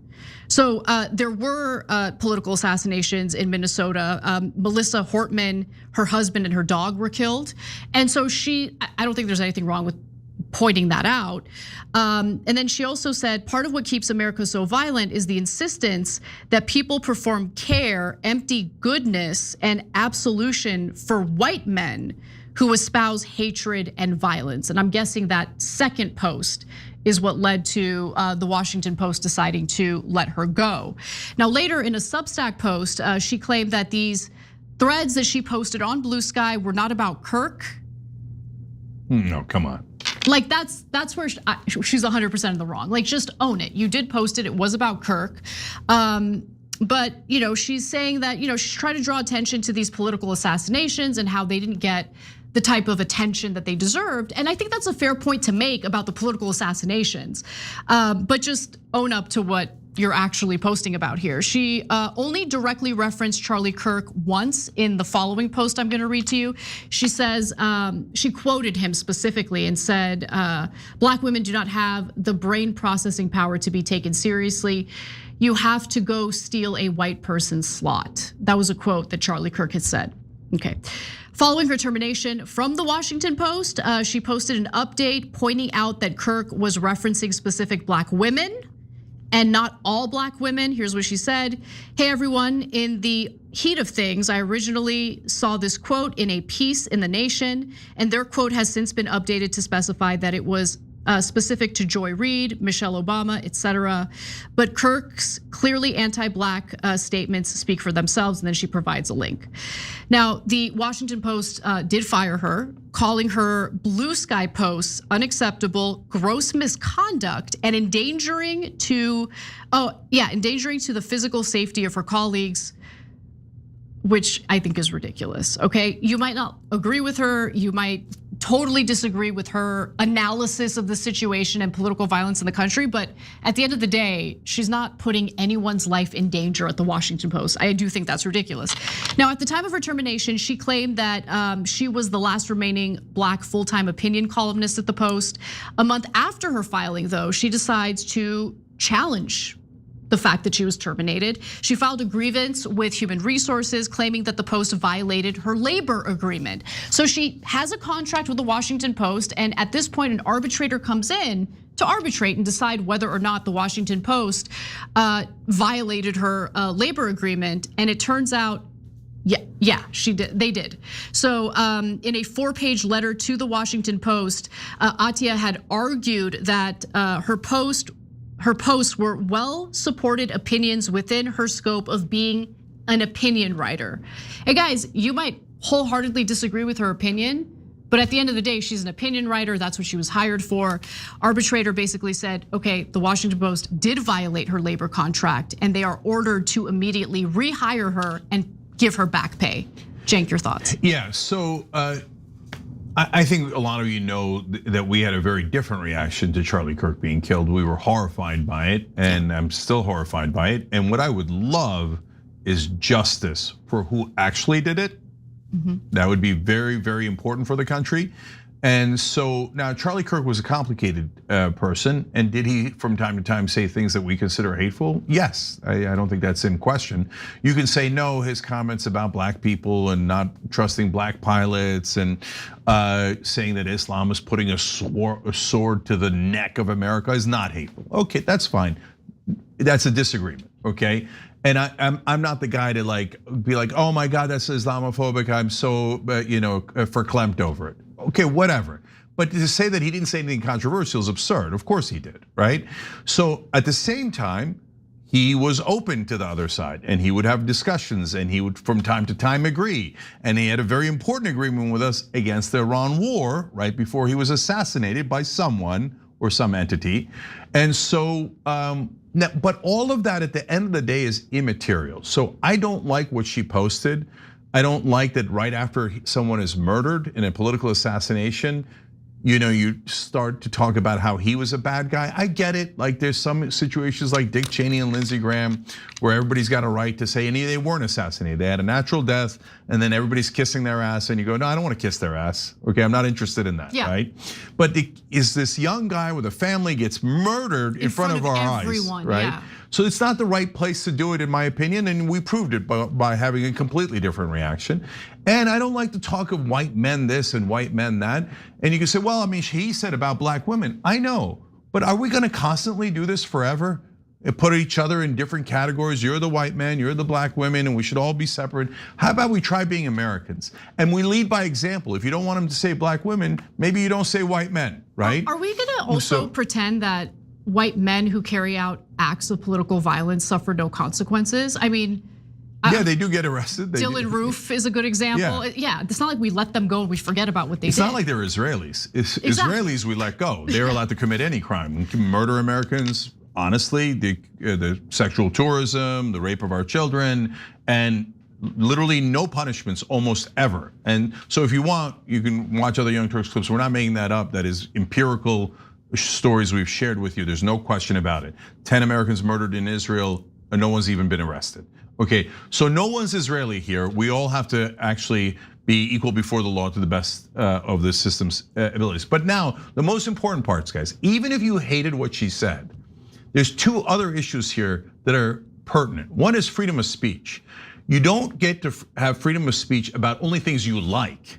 If you did, there'd be a pointless right. No, freedom of speech is for things that are unpopular and things that people don't like, because no one wants to ban popular speech. No one's like, oh, puppies and kids are sweet. Oh, you gotta ban that. No, they ban it when you criticize Israel, and everybody in government hates that and they wanna ban it, right?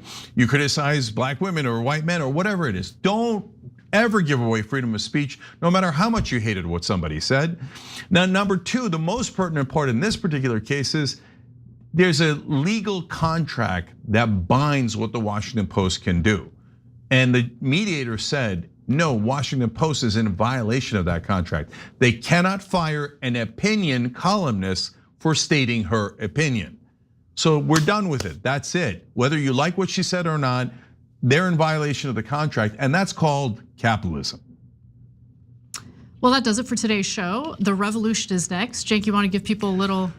Yes, preview is we're going to talk about another Republican who's a corporate stooge and pretty much rhetorically rip his face off. So you have that to look forward to. I'll be right back.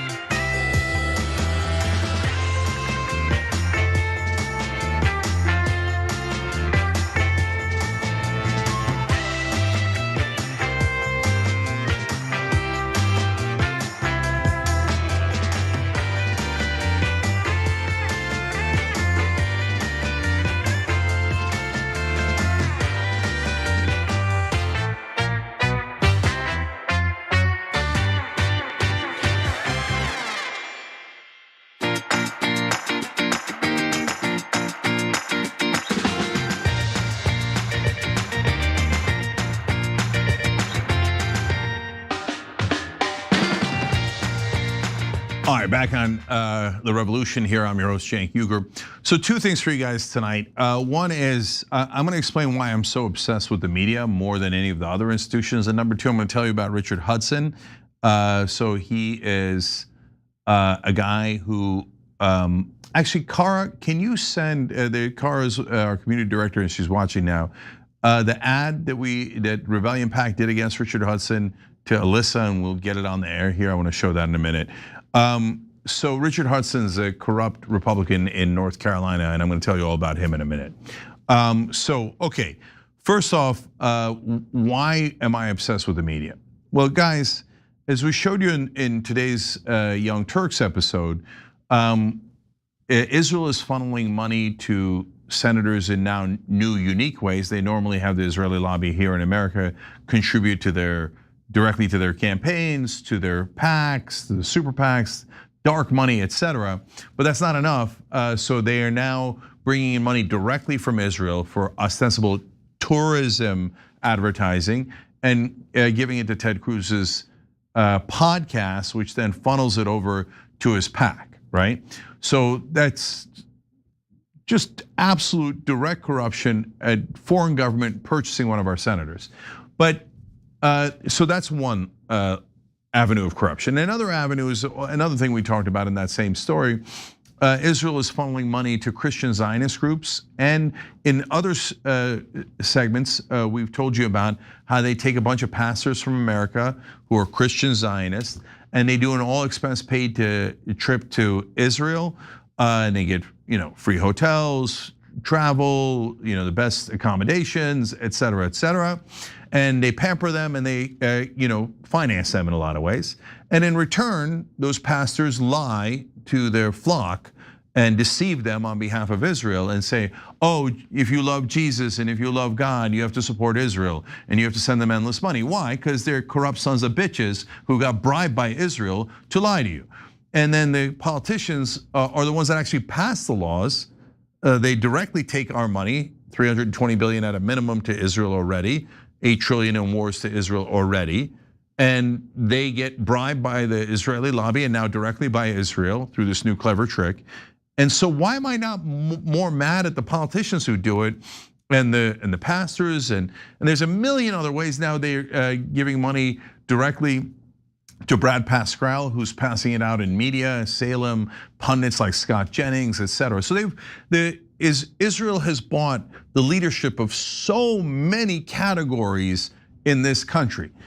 But the reason I'm more mad at the media than I am even at the politicians, the pastors, and everyone else is because the media is the most important element of this. Because if they bought all those people and the media in unison told you the truth, and you knew that the politicians were bought from day one, you knew the pastors were lying to you from day one, well, nobody would believe those pastors or politicians. Instead, the media did the exact opposite. They told you, oh, money in politics is no big deal. I remember being called a conspiracy theorist by a mainstream media reporter for saying that millions of dollars actually affects a politician. They say, oh, that sounds conspiratorial. No, it sounds conspiratorial to say that a politician is superhuman and not affected by millions of dollars that they've received. That's an absurd claim to make. Yet everyone in media in unison lies to you on purpose and pretends that money flowing in from not just from Israel, but from oil companies and drug companies and every other kind of company doesn't affect our politicians who are pure as the driven snow. Well, since they're the main guys blindfolding you and then leading you off a cliff, they're the most culpable. They're the ones directly trying to manipulate and deceive you so you never find out the truth. Because if you found out the truth, you'd be livid, you'd be super angry at the current system, at the status quo. And now, as more and more people are finding out through online media that mainstream media has been lying all along, the politicians are corrupt, well, now the scales are falling from our eyes, and that's why the country is livid. Now think about it, guys. If you're the richest and most powerful people in this country, would you want to give away your wealth and power, or would you want to protect your wealth and power? Well, obviously you'd want to protect and maybe add to your wealth and power, and it's not like they haven't.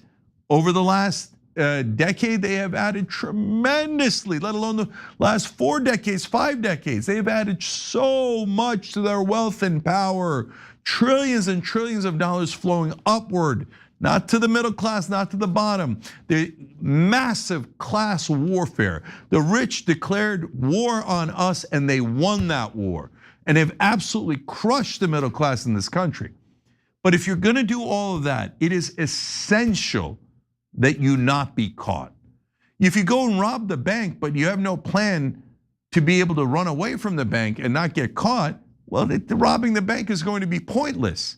You absolutely positively need a getaway driver. And mainstream media, corporate media is that getaway driver. Without the getaway driver, we'd catch them in a second and none of their plans would work. That's why the media is the most essential part of the deception. So while, for example, Israel's supporters and radical Zionists spend hundreds of millions of dollars contributing to politicians. They spend billions, tens of billions, and now with Ellison, hundreds of billions to purchase media companies. Because media is so much more important than even the politicians, who are just basically simple servants. They're like, and I don't mean to denigrate anyone here, but if you get in an Uber and you ask the brother to drive you somewhere through the app, he's gonna drive you somewhere. And you purchase the ride and he gives you that ride. That's what a politician is. He's like, you purchase them and he gives you a ride. Oh, okay, you give me money and I give you their, and it's much easier for the politicians because it's not their money, they give our money.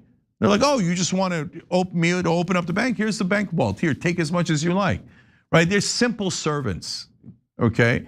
And same is true of the pastors, etc. Very simple, corrupt local yokels, right? And usually the lobbies look for the dumbest people in America because they don't want them thinking for themselves. They just want a guy who's like, hey, if I give you money, will you do exactly as I order you? And the guy's like, okay, yeah, that sounds good. I don't have any independent judgment anyway. You're going to murder kids with it? Okay, yeah. So they always find the most immoral and usually the least intelligent people in the country. And then our media then hypes them up. The honorable gentleman from Connecticut, the honorable gentle lady from Texas. These are politicians. Oh, let's get them on the air. Oh my goodness, so what do you think? Oh, to give us quotes. Oh, this is an important source. This is a person with a lot of status and power, and they're amazing. Saying that they're liars? How dare you? You notice like when there's a over-the-top liar, someone who's just flamboyant about it, like George Santos, they then isolate them and pretend they're journalists and they're like, look at this liar, liar, liar, liar, liar, liar. Okay, so you can call a politician a liar. Why aren't you calling all of the establishment politicians liars? Because they're taking even more than Santos did, and they're sending even more of our money to corrupt corporations of foreign governments. Because if the American people found out, the people who paid the media companies, who own the media companies, might not stay at the top anymore. If you're at the top of the totem pole, you don't want anything to change. You want to protect the status quo with your life. So that is why the corporate media is the linchpin for all of the robberies. They're the people mainly responsible for making sure that you get robbed and that the robbers get away with it. And they poll it, it's not like the American people haven't figured it out. When you ask about mainstream media, they poll somewhere between 7% to 13%. And every time one of those polls comes on, they come on air and they're like, usually they don't mention it, but in the rare cases that they do, mainstream media polling at 9%. Social media has destroyed this country. Now everyone believes in lies. Oh, you got all of America's wrong. 91% of America is a bunch of morons listening to social media. You should hate them. They're so stupid. Otherwise, they'd know to believe us in corporate media. Really? I don't think so. I think the American people have caught on to what a disaster you all are and how much you've betrayed this country. All right, so now I wanted to clarify that. Now let's talk about Richard Hudson.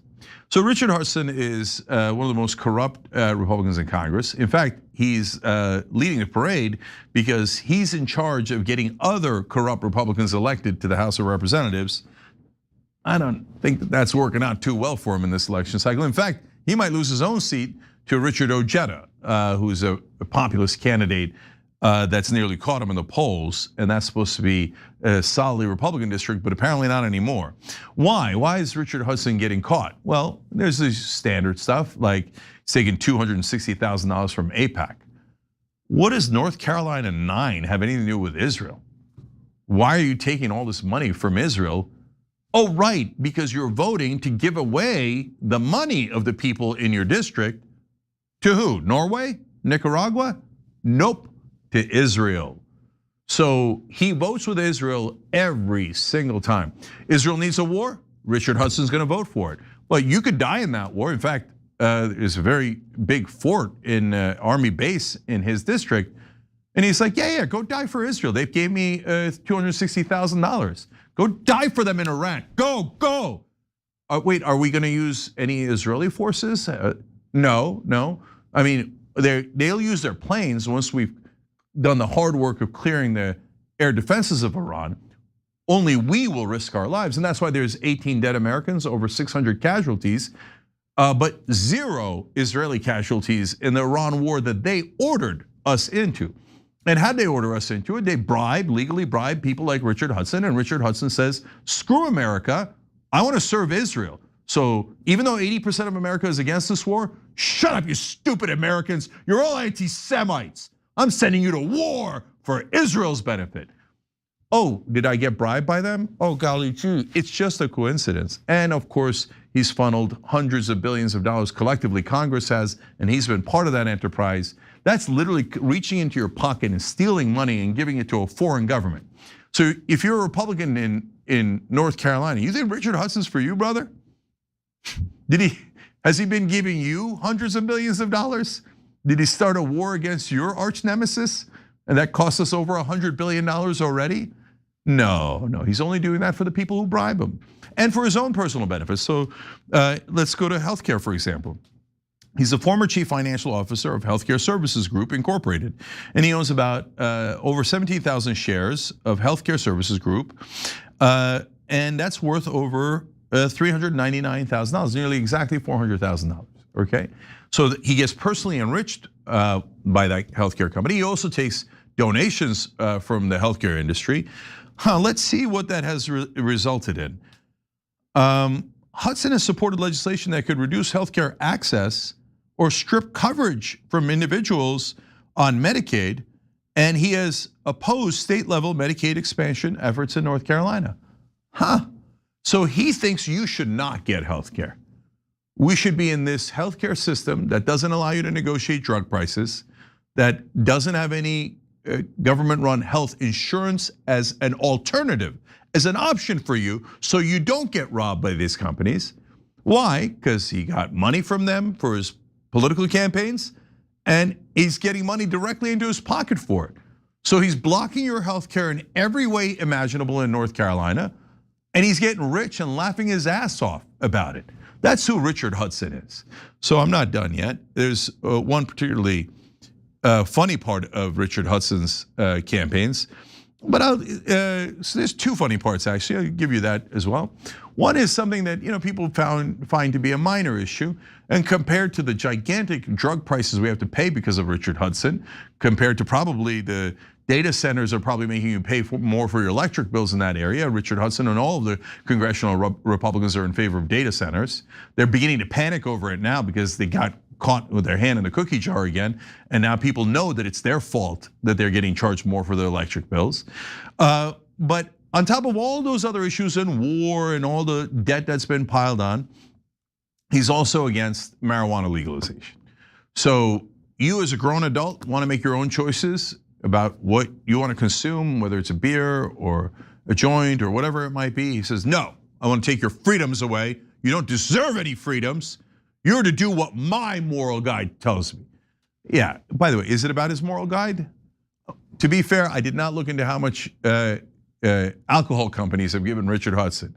Well, my guess is if you look into it, you're gonna find some sort of company that does not want marijuana legalized that has paid off Richard Hudson, because that is the exact pattern he follows every single time. You vote for him, you're voting for your own robbery. So now, the last fun fact. So it turns out, and then I'm gonna show you the video, the ad that Rebellion PAC's running against it. It turns out that since he's the head of the National Republican Congressional Committee, he's the one that tells all the other Republicans how they should run their races in this election cycle. And his number one piece of advice to them, now that the Republicans are all getting caught, was don't have town halls. If you go and meet with your constituents, they'll take your head off on data centers, healthcare costs, gas prices, etc. And a lot of them found out that we're all getting bribed by Israel. So the answer is, tell your constituents to shut up and you don't care about their opinion and don't ever talk to them again. Wow, what a great representative in North Carolina 9. No, Richard Hudson doesn't work for you, he worked for his donors. So Rebellion PAC, which has endorsed Richard Ojeda, his opponent, who is a populist and the exact opposite of Richard Hudson, has started to run this ad in North Carolina 9. Richard Hudson is Israel's pet. He took over $500,000 from the Israeli lobby. Then he voted with them 93% of the time. Just kidding. He voted with them 100% of the time. Yep, when you buy Richard Hudson, he just plain stays bought. But hey, don't worry. He also took money from the oil lobby, drug lobby, bank lobby.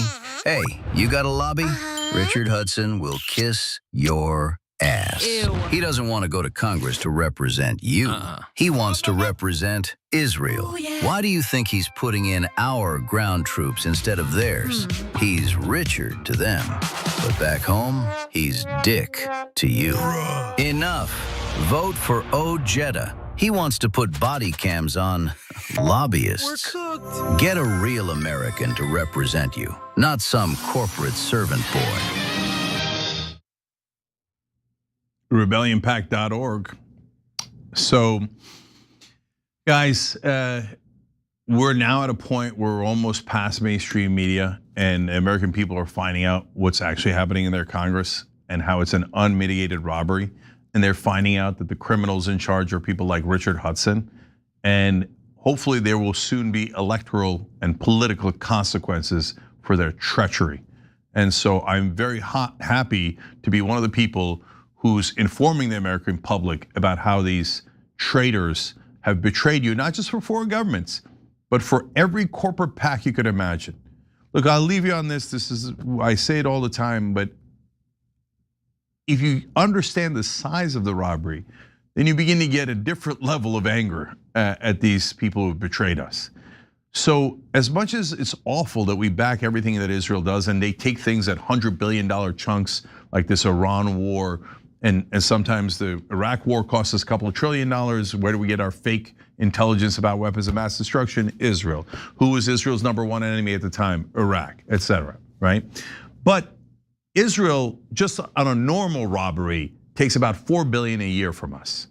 That's their normal standard, shut up Americans and pay Israel, otherwise you're all anti-Semites charge, let alone all the extra money that goes to them every time they ask. But big oil actually gets nearly 10 times as much. Israel gets 3.8 billion a year. Big oil gets 35 billion a year in a gift. Where does the gift come from? It comes from you. They take money, 10 times as much money as goes to Israel, goes to the most profitable companies in the world, Chevron, ExxonMobil, etc. And why are we giving them your money? Because they bribed almost all our politicians. There is no other logical reason. They make trillions of dollars in revenue. They make tens of billions per quarter, sometimes hundreds of billions in profit. They don't need any extra money from us. And that's not how capitalism works. That's not how the free markets work. Oh, you'd like to be a competitor to these oil companies? We're not gonna give you anything. We're gonna give them a $35 billion gift from Nancy and Bob and Susan and John in North Carolina, because they weren't having a hard enough time paying their rent or their mortgage or gas prices. So guys like Richard Hudson come in and steal your money and give it to the oil companies on top. How is that not a robbery? That is a flat out absolute theft from you and into the pockets of donors for people like Richard Hudson. Please, for God's sake, enough is enough. Fire all these bums. And look, guys, we're not partisan in the traditional way at all. So you got an establishment Democrat, fire the bum, okay? Fire all the incumbents. Best way to do it is within your own party, but you should have fired Richard Hudson in the primary. We picked the right guy in that particular case. When I say we, I'm part of the populist left, and we hate money in politics. We've always hated money in politics. We hate corruption. We love American sovereignty. So find candidates like Ojeda and back them. RebellionPact.org has a bunch of them on there. But make sure that you're voting, whether it's in your own primaries, Republicans and Democrats taking out the incumbents, or whether it's in general elections. Vote for people who are gonna represent you. And the best way to tell is, do they take corporate PAC money? do they take foreign government lobby money? If they do, do not vote for them. They're a thief, and their job is to rob from you and give to their donors. So I hope that helps. All right, I'm gonna come back, do a bonus episode for the members. That's where we'll interact with you guys. A bunch of great comments, and I wanna address them left over from the show, and you could write in new ones or questions if you want during the bonus episode. Hit the join button below on YouTube or tyt.com/join. And members, I'll see you in a minute. It's time to knuckle up.